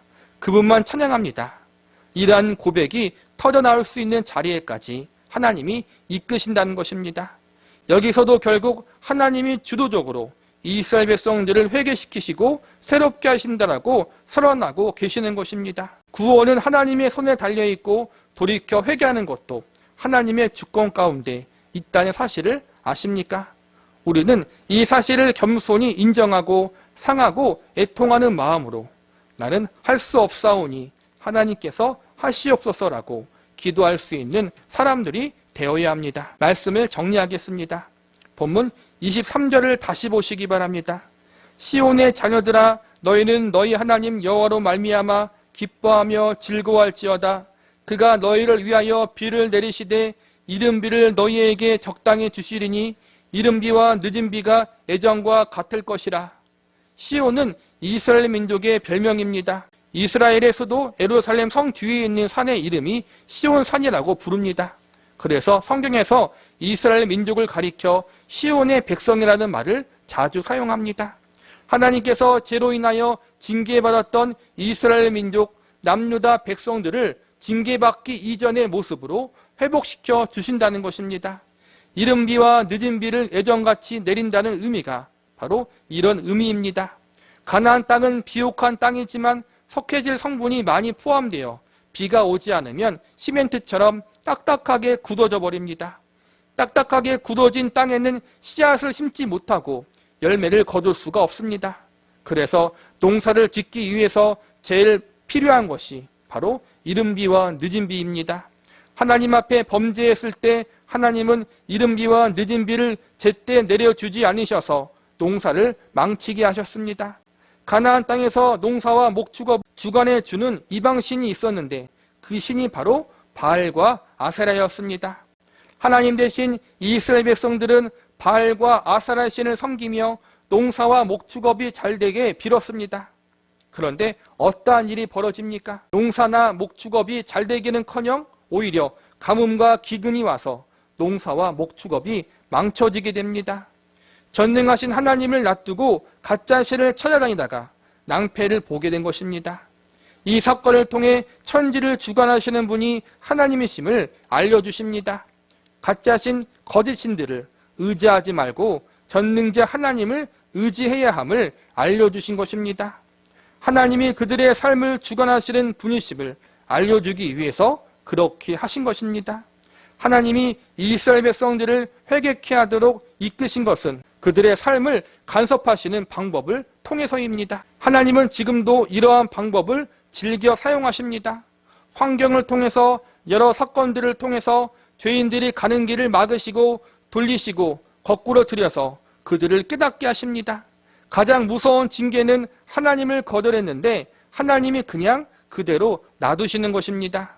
그냥 놔두면 저절로 영원한 사망의 길, 멸망의 길로 가기 때문에 그것이 가장 큰 저주요 징계인 것입니다.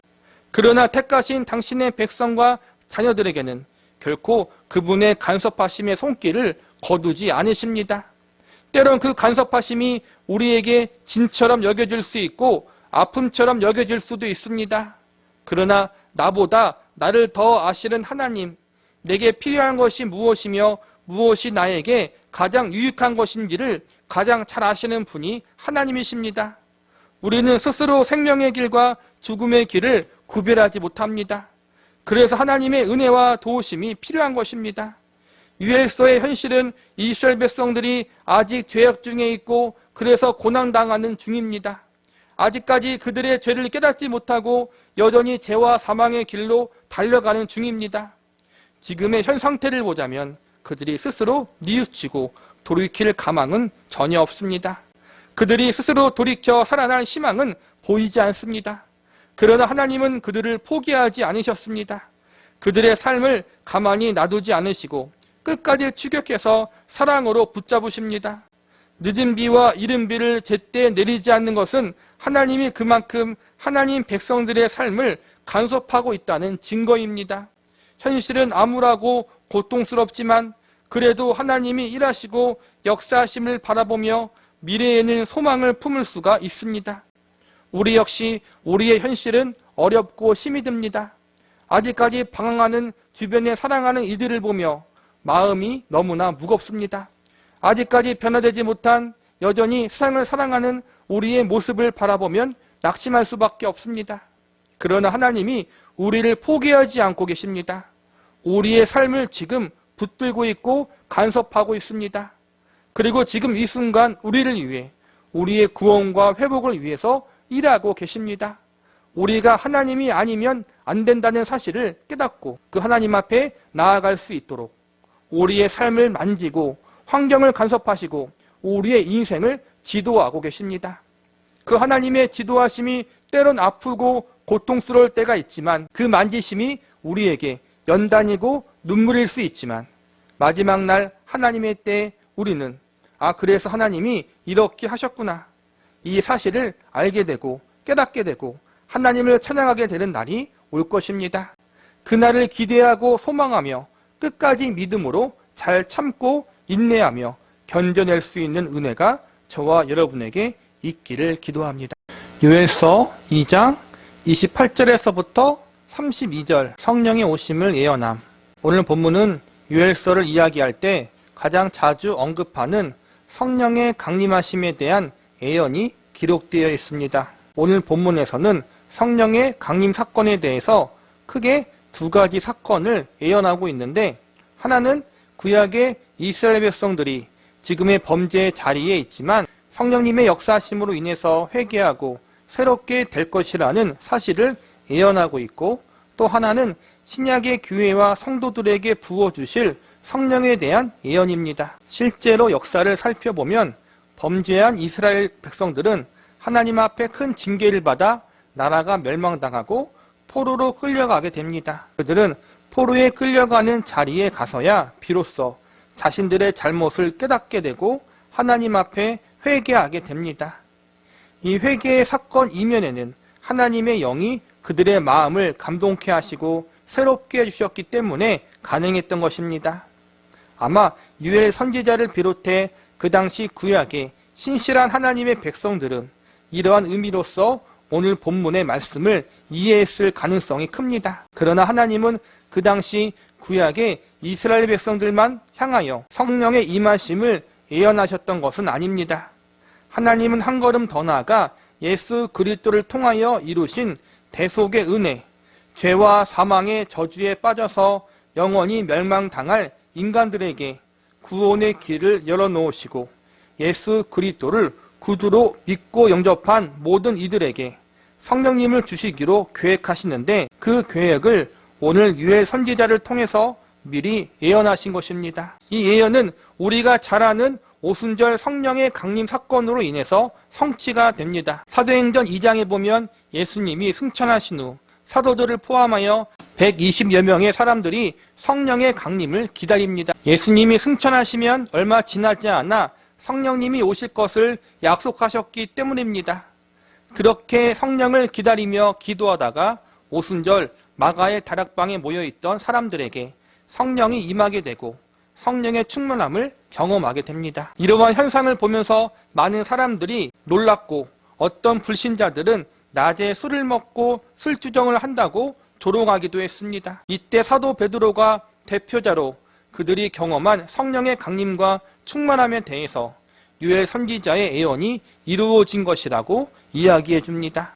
과거 하나님이 유엘 선지자를 통하여 만민에게 하나님의 영을 부어주신다고 예언케 하신 그 말씀, 또한 예수님이 성령을 주시겠다고 약속하신 그 말씀이 지금 오순절 마가의 다락방에서 이루어졌다는 것을 사도 베드로가 오늘 우리가 공부하는 유엘서 2장의 마지막 부분을 언급하며 알려줍니다. 사도행전 2장 16절부터 21절까지의 말씀인데 제가 읽어드리겠습니다. 이런 곧 선지자 요엘을 통하여 말씀하신 것이니 일러스되 하나님이 말씀하시기를 말세에 내가 내 영을 모든 육체에 부어주리니 너희의 자녀들은 예언할 것이요 너희의 젊은이들은 환상을 보고 너희의 늙은이들은 꿈을 꾸리라. 그때 내가 내 영을 내 남종과 여종들에게 부어주리니 그들이 예언할 것이요 또 내가 위로 하늘에서는 기사를 아래로 땅에서는 징조를 베풀리니 곧 피와 불과 연기로다. 주의 크고 영화로운 날이 이르기 전에 해가 변하여 어두워지고 달이 변하여 피가 되리라. 누구든지 주의 이름을 부르는 자는 구원을 받으리라 하였느니라. 사도 베드로가 오순절 성령 강림의 사건의 의미를 설명하고 있는 장면인데 오늘 우리가 배우는 본문의 말씀을 거의 그대로 인용하고 있음을 알 수 있습니다.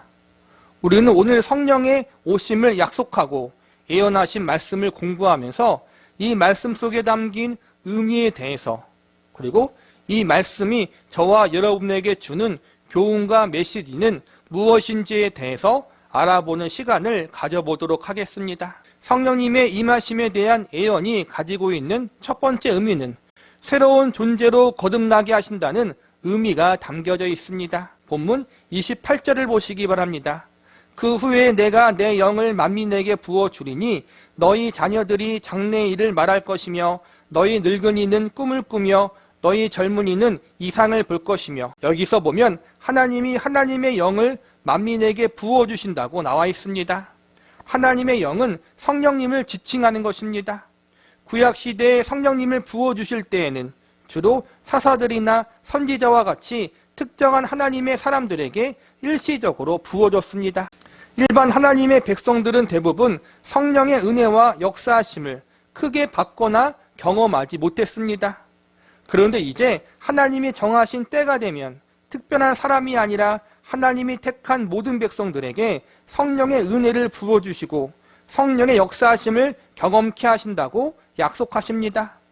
성별이나 나이, 신분이나 출신에 상관없이 예수 그리스도를 구주로 영접한 모든 주의 백성들에게 하나님의 영인 성령을 부어주시고 새로운 존재로 창조하시겠다는 것이 바로 28절에 나온 하나님의 말씀인 것입니다. 아마 유엘 선지자를 비롯해 그 당시 사람들은 이 말의 의미를 완벽하게 다 이해하지 못했을 것입니다. 그러나 신약 시대를 살고 있고 이미 예수님의 초림의 사건과 오순절 성령의 강림 역사 이후에 살고 있는 우리들은 약속의 성취가 대부분 이루어진 시대를 살고 있는 사람들입니다.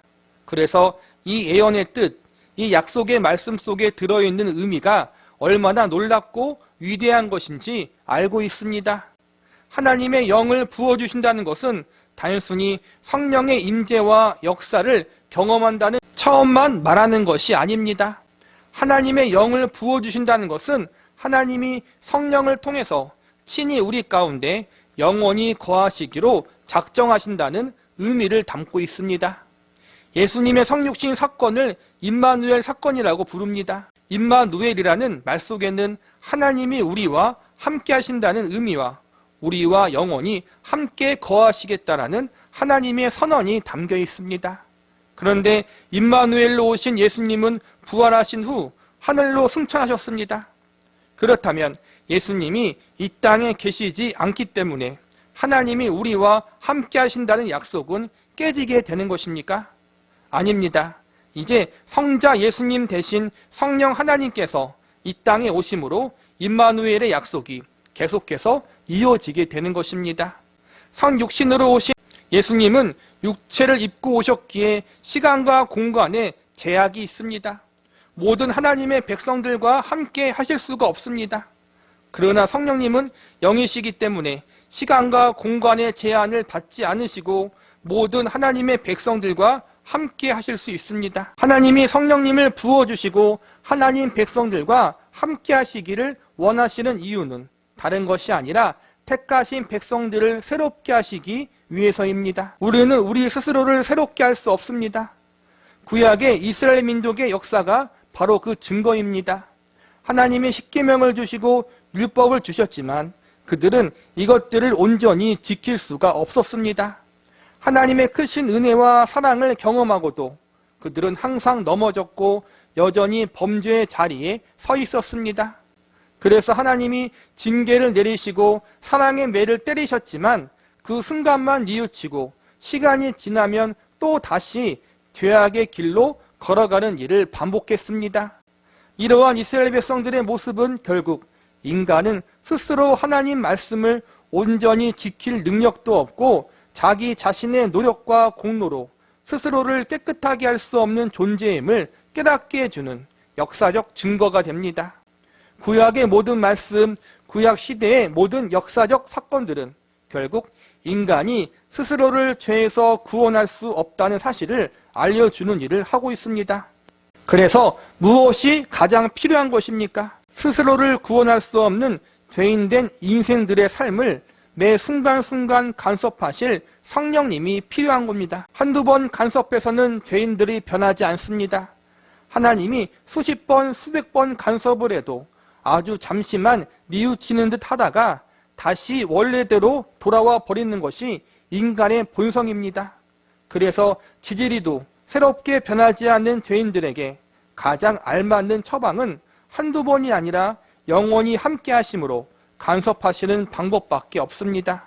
그런데 성령님이 죄인들과 함께하기 위해서 그들 곁에서 영원히 그들의 삶을 지도하고 간섭하시고 주장하시기 위해서는 해결되어야 할 전제 조건이 있습니다. 그것은 바로 하나님과 인간 사이를 가로막는 죄였습니다. 구약에서는 성령님이 인간들과 영원히 함께하지 않으셨습니다. 하나님의 사역을 위해서 잠깐 특정 사람에게 임할 때가 있었지만 그들과 계속해서 함께하는 것은 아니었습니다. 또한 인간들에게 임하셨다가도 죄를 지으면 성령님이 떠나가 버렸습니다. 우리가 알고 있듯이 구약의 이스라엘 백성들은 시시때때로 죄를 지었습니다. 매일매일 죄를 짓고 하나님을 거역하는 일을 밥 먹듯이 했던 인간들이기에 거룩하신 성령님은 그들과 함께 하실 수가 없었습니다. 그래서 하나님이 계획하신 일이 무엇입니까? 죄가 없으신 예수님을 대속의 제물로 이 땅에 보내시는 것입니다. 답 없는 인간, 죄로 가득한 죄인된 인생들의 죄의 문제를 해결해 주기 위해서 예수님이 성육신하시고 십자가를 지신 것입니다. 결국 예수님이 이 땅에서 대속의 사역을 감당하셨기에 인간과 하나님 사이를 가로막았던 죄의 벽을 허물어 버리셨기 때문에 이제 거룩하신 성령님이 죄인들 가운데 찾아오셔서 영원히 함께 거하실 수가 있게 된 것입니다. 이제 구약시대와는 다르게 365일 언제나 영원히 성령 하나님이 택하신 백성들과 함께 하실 수 있게 되었습니다.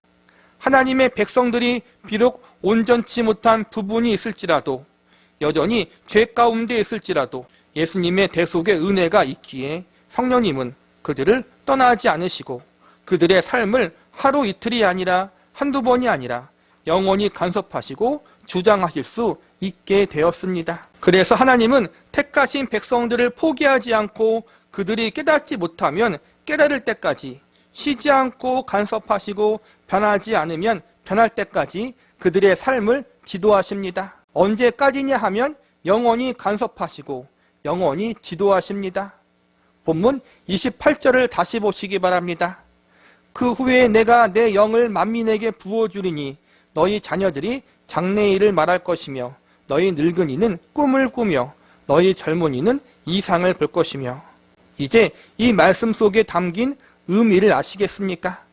이 말씀이 가르치는 본질적인 의미는 하나님이 하나님의 백성들을 새롭게 하신다는 것입니다. 자녀들이 장래일을 말하고 늙은이는 꿈을 꾸며 젊은이는 이상을 본다. 이들이 경험케 되는 일은 평범한 것들이 아닙니다. 원래 죄인된 인간으로 태어난 사람들이 자연스럽게 경험하는 것들이 아닙니다. 장래일을 말하며 꿈을 꾸며 이상을 본다는 것은 결국 하나님이 택하신 자들에게 성령을 주심으로 그들을 각오하는 완전히 다른 새로운 존재로 만드시겠다는 약속입니다. 하나님이 택하신 백성들, 어린 사람으로부터 청년과 장년, 노인에 이르기까지 성령님을 차별 없이 그들에게 부어주어 새 생명을 허락하여 주시고 새로운 존재로 거듭나게 만드신다는 것입니다. 그리고 이 말씀에는 내가 영원히 너희와 함께함으로 너희를 반드시 변화시키고 새로운 존재로 거듭나게 만들겠다는 하나님의 의지가 담겨 있고, 동시에 내가 포기하지 않고 택한 백성들의 삶을 영원히 간섭하고 지도하겠다는 하나님의 단호한 결심이 담겨 있는 것입니다. 성령님의 임하심에 대한 예언이 가지고 있는 두 번째 의미는 이제 하나님 백성들의 밖에서가 아니라 그들의 안에서 일하신다는 의미가 담겨져 있습니다. 본문 29절을 보시기 바랍니다.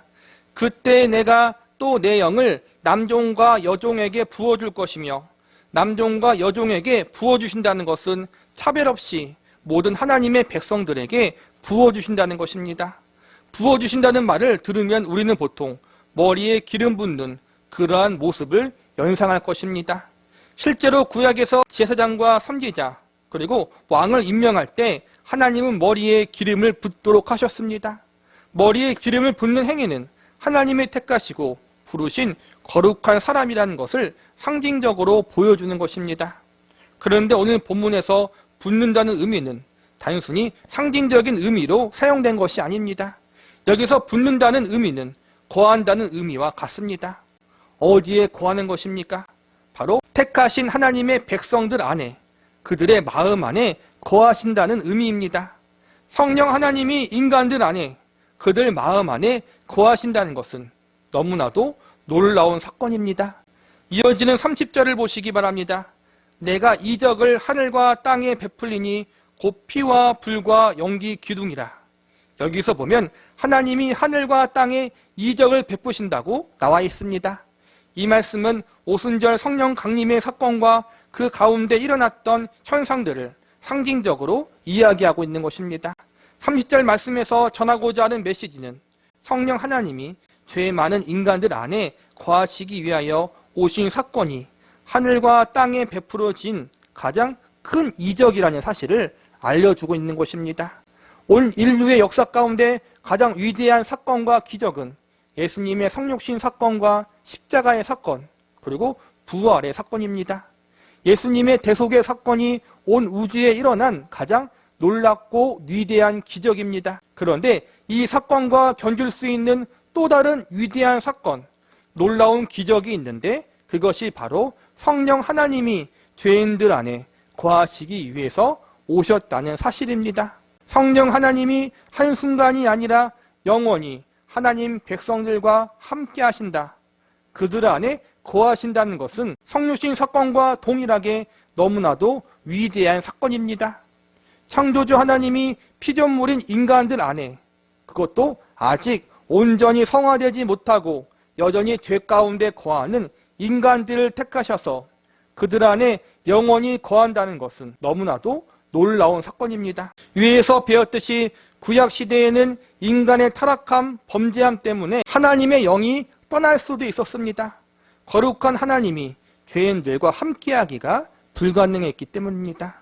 그런데 하나님은 죄인들과 함께하시는 차원을 넘어 아예 그들 안에 거하신다고 선언하십니다. 성령 하나님이 죄인들의 주변을 맴도는 것이 아니라 아예 눌러앉아 영원히 그들 안에 사시겠다고 작정하십니다. 물론 아무에게나 거하시는 것이 아니라 택하신 하나님의 백성들 안에 거하십니다. 그런데 우리가 기억해야 할 것은 택하신 하나님의 백성들의 상태가 아직 온전히 성화되지 못한 상태라는 것입니다. 예수님을 영접함으로 구원은 받았지만 여전히 죄를 밥 먹듯이 지으며 사는 존재들이라는 것입니다. 아직까지 우리의 신분에 걸맞는 삶을 살지 못하고 있음에도 불구하고, 여전히 죄의 더러움이 묻어 있음에도 불구하고 우리 안에 자정하사 영원히 거하시겠다고 선언하십니다. 부모의 괴로움 가운데 하나가 말 안 듣는 자녀, 사고치는 자녀와 함께 사는 것입니다. 눈에 안 보이면, 멀리 떨어져 있으면 그나마 덜 아프고 덜 고통스럽습니다. 그런데 함께 있으면 사고치는 모습, 잘못한 모습이 눈에 보이기 때문에 더 속을 썩게 됩니다. 하나님도 이와 마찬가지입니다. 성령 하나님도 죄인들과 함께하는 것이 괴롭습니다. 그들 안에 거하시는 것은 더더욱 고통스러우실 것입니다. 사도 바울은 날마다 죽노라 했는데 성령 하나님은 죄로 더러운 우리 안에 거하시느라 그분 자신을 분초마다 죽이며 고통을 참는 희생을 하시는 것입니다. 왜 성령 하나님이 이러한 고통과 희생과 헌신을 감내하시는 것입니까? 그것은 우리를 안에서부터 변화시키고 새롭게 하시기 위해서입니다. 인간 스스로 변화될 수 없습니다. 구약성경이 바로 그 증거가 아닙니까? 율법을 지키려고 노력해보고 하나님 말씀에 순종해보려고 노력했지만 결과는 실패뿐이었습니다. 하나님이 조곤조곤 말로 타일러 보기도 하시고 무섭게 화도 내보시고 경고도 하시고 매도 때려보시고 모든 방법을 다 동원해 보았지만 결국 이스라엘 백성들은 하나님을 온전히 섬기지도 않았고 죄악된 인생을 살았습니다. 이 모습이 인간의 한계요, 거기까지가 인간이 할 수 있는 영역인 것입니다. 하나님은 이 모든 것을 아시고 이제 겉모습이 아니라 그 사람의 안을 새롭게 하시는 방법을 선택하십니다. 인간이 스스로 할 수 없으니 외적인 방법으로는 겉모습만 변하는 척만 하니 이제 아예 그들 안에 들어가심으로 그들의 강팍하고 완악한 마음을 버리고 부숴버리고 녹여버리도록 일하시는 방법을 선택하십니다. 그 방법이 바로 성령님이 오셔서 택하신 백성들 안에 영원히 거하시는 것입니다. 유엘 선지서와 더불어 이러한 성령의 강림과 역사를 예언한 성경이 있는데 바로 에스겔 선지서입니다. 에스겔서 11장 19절과 20절에 보면 이렇게 약속하십니다. 내가 그들에게 한 마음을 주고 그 속에 새 영을 주며 그 몸에서 돌같은 마음을 제거하고 살처럼 부드러운 마음을 주어 내 율례를 따르며 내 규례를 지켜 행하게 하리니 그들은 내 백성이 되고 나는 그들의 하나님이 되리라.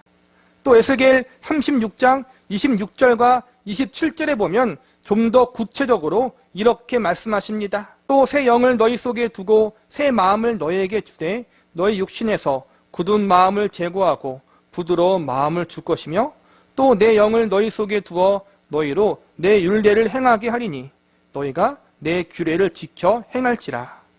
메뚜기 때의 재난, 가뭄과 기근, 전쟁과 전염병 등을 통해 이스라엘 백성들을 하나님이 혼내십니다. 이러한 외적인 징계를 통해서 마음을 돌이키고 조금 깨닫는 것 같은데 나중에 시간이 지나서는 다시 마음이 완악해집니다. 밖에서 아무리 때리고 혼을 내도 마음이 새롭게 되지 않으니 하나님이 이제 그들 안에 들어가서 마음을 고쳐 놓으시겠다라고 약속하신 것입니다. 이제 겉에서 역사하시는 것이 아니라 안에서 역사하심으로 못돼먹은 우리의 마음, 강팍하고 완악한 우리의 마음을 부서뜨리고 녹여버리시겠다는 것입니다. 우리의 겉만 바꾸시는 것이 아니라 속을 바꾸시겠다고 하나님이 하나님의 영인 성령님을 통해서 그렇게 주도적으로 하시겠다고 선언하시는 것입니다. 결국 인간이 스스로를 구원할 수 없음을 다시 한번 알려주시는 것입니다. 인간의 노력과 열심은 기껏해야 겉사람만 조금 바꿀 뿐입니다. 그러나 이내 다시 돌아서 버립니다. 결국 죄에서 돌이키는 것에서 실패할 수밖에 없는 것이 인간의 본 모습입니다. 그래서 하나님이 하신다고 선언하십니다. 구원의 주도권이 인간이 아니라 전적으로 하나님께 있음을 알려주시는 것입니다. 속사람을 바꾸는 일, 마음을 바꾸는 일, 죄악된 심성과 본능을 새롭게 바꿀 수 있는 분은 오직 하나님 한 분밖에 없음을 성령의 강림 사건을 예언하심으로 우리에게 알려주고 계시는 것입니다. 구원자는 나 하나님 한 분밖에 없다. 인간은 스스로를 구원할 수 없다. 하나님만이 오직 인간을 새롭게 하실 수 있다. 그분만이 죄인된 우리에게 새 생명을 주실 수 있는 분이다. 구원은 전적으로 하나님의 손에 달려있다. 성령 강림에 대한 예언이 우리에게 이러한 사실을 알려주고 있는 것입니다. 말씀을 마무리하겠습니다. 본문 31절을 보시기 바랍니다. 여호와의 크고 두려운 날이 이르기 전에 해가 어두워지고 달이 피빛같이 변하려니와. 여호와의 크고 두려운 날은 하나님의 최후 심판의 날을 의미하는 것입니다. 결국 이 말씀은 하나님의 심판의 날이 반드시 임할 것을 이야기해주고 있습니다. 해가 어두워지고 달이 피빛같이 변한다는 것은 하나님의 심판의 날이 아주 무섭고 엄중하게 진행된다는 사실과 모든 피조세계에 임하게 될 것을 상징적으로 알려주고 있는 것입니다. 아무도 하나님의 최후 심판을 피할 수가 없다는 것입니다. 이어지는 32절을 보시기 바랍니다. 누구든지 여호와의 이름을 부르는 자는 구원을 얻으리니 이른 나 여호와의 말대로 시온산과 예루살렘에서 피할 자가 있을 것이며 남은 자 중에 나 여호와의 부름을 받을 자가 있을 것임이니라. 이 엄중한 심판이 임하기 전에 하나님은 하나님의 택하신 백성들을 부르시고 구원하시는 일을 진행하십니다. 인간 스스로 그 일을 해낼 수가 없기에 하나님이 주도적으로 최후 심판이 임하기 전에 죄에 빠져 멸망의 길로 가는 택하신 그분의 백성들을 건져내는 일을 진행하신다는 것입니다. 객관적인 시각으로 볼 때 죄인된 인간들은 포기할 수밖에 없는 구제불능의 상태입니다. 하나님이 수많은 기회를 주었음에도 불구하고 그들은 늘 하나님을 거역하고 반역하는 삶을 살았습니다. 구약의 이스라엘 백성들의 모습이 바로 그 증거입니다. 하나님의 택하신 백성이라고 불리움받지만 그들의 역사는 거절과 거역의 역사였습니다. 그런데 구약의 이스라엘 백성들의 그 모습이 바로 우리의 모습이라는 사실을 우리는 알아야 합니다. 그들이 포기받아야 마땅한 존재였듯이 저와 여러분도 하나님 앞에 버림받고 마땅히 영원한 멸망의 심판과 영원한 저주를 받아야 마땅한 존재였습니다. 그러나 하나님은 그러한 우리를 포기하지 않으셨습니다. 그분의 독생자이신 예수 그리스도를 우리를 위해 십자가에 내어주시고 그분의 영을 아직 죄악으로 가득한 우리들 안에 거하도록 역사하셨습니다. 이것은 하나님의 말할 수 없는 희생과 사랑의 극치입니다. 왜 하나님이 죄인인 우리를 위해서 버림받고 저주받아 마땅한 우리를 향해서 이러한 은혜와 사랑을 베푸시는 것입니까? 그것은 저와 여러분을 포기할 수 없을 만큼 사랑하기 때문입니다. 죄인들을 위해서 예수님을 십자가에 내어주시고 죄인들 안에 거룩한 성령님을 거하게 하실 만큼 우리를 사랑하시기 때문입니다. 이것은 전적인 하나님의 마음입니다. 왜 우리를 사랑하시는지 저는 모르겠습니다. 우리가 아는 것은 나는 받을 만한 자격이 없는데 하나님이 먼저 나를 위해 모든 것을 희생하셨고 모든 것을 주시기까지 사랑했다는 사실뿐입니다. 그래서 우리가 할 것은 감사와 찬양밖에 없는 것입니다. 마지막으로 디도서 3장 5절과 7절의 말씀을 제가 읽어드리고 말씀을 끝마치겠습니다.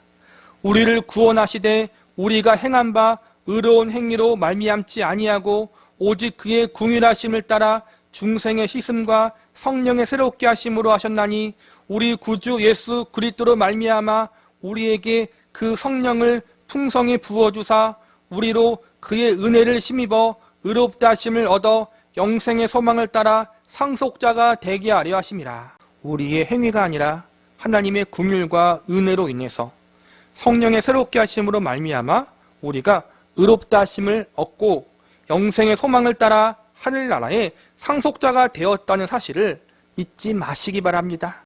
상속자는 곧 그분의 자녀가 되었다는 것입니다.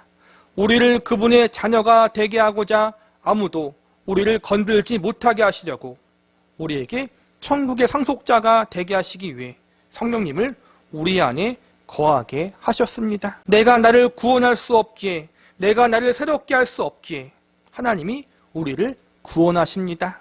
하나님이 주도적으로 우리를 새롭게 하실 것입니다. 성령님을 우리 안에 영원히 거하게 하심으로 반드시 내가 너희를 구원하고 너희를 새롭게 하실 것이다 라고 작심하셨습니다. 이러한 하나님의 단호한 결단과 비장한 심정이 바로 성령님의 강림에 대한 약속 속에 들어있는 것입니다. 이 하나님의 결심과 결단이 우리에게 있다는 사실을 감사하시기 바랍니다. 그래서 아무도 이러한 하나님의 은혜 안에서 우리를 빼앗아갈 수 없고 사랑을 끊을 수 없다는 사실을 기억하시기 바랍니다. 이제 우리는 교회에서만 하나님을 찬양하고 내가 원하는 응답을 받을 때만 감사하는 사람들이 되어서는 안 됩니다. 우리는 지극히 큰 은혜와 사랑을 받은 자들입니다. 이러한 사실을 잊지 않고 기억함으로 우리에게 성령님을 부어주시고 영원히 거하게 하신 하나님으로 인해 평범한 일상 속에서도 환영할 수 없는 인생의 문제들이 존재하고 있는 매일의 삶 속에서 하나님께 진심으로 감사하고 나를 사랑하신 하나님을 진심으로 찬양하고 경배할 수 있는 자리에 설 수 있는 저와 여러분이 되시기를 간절히 바랍니다.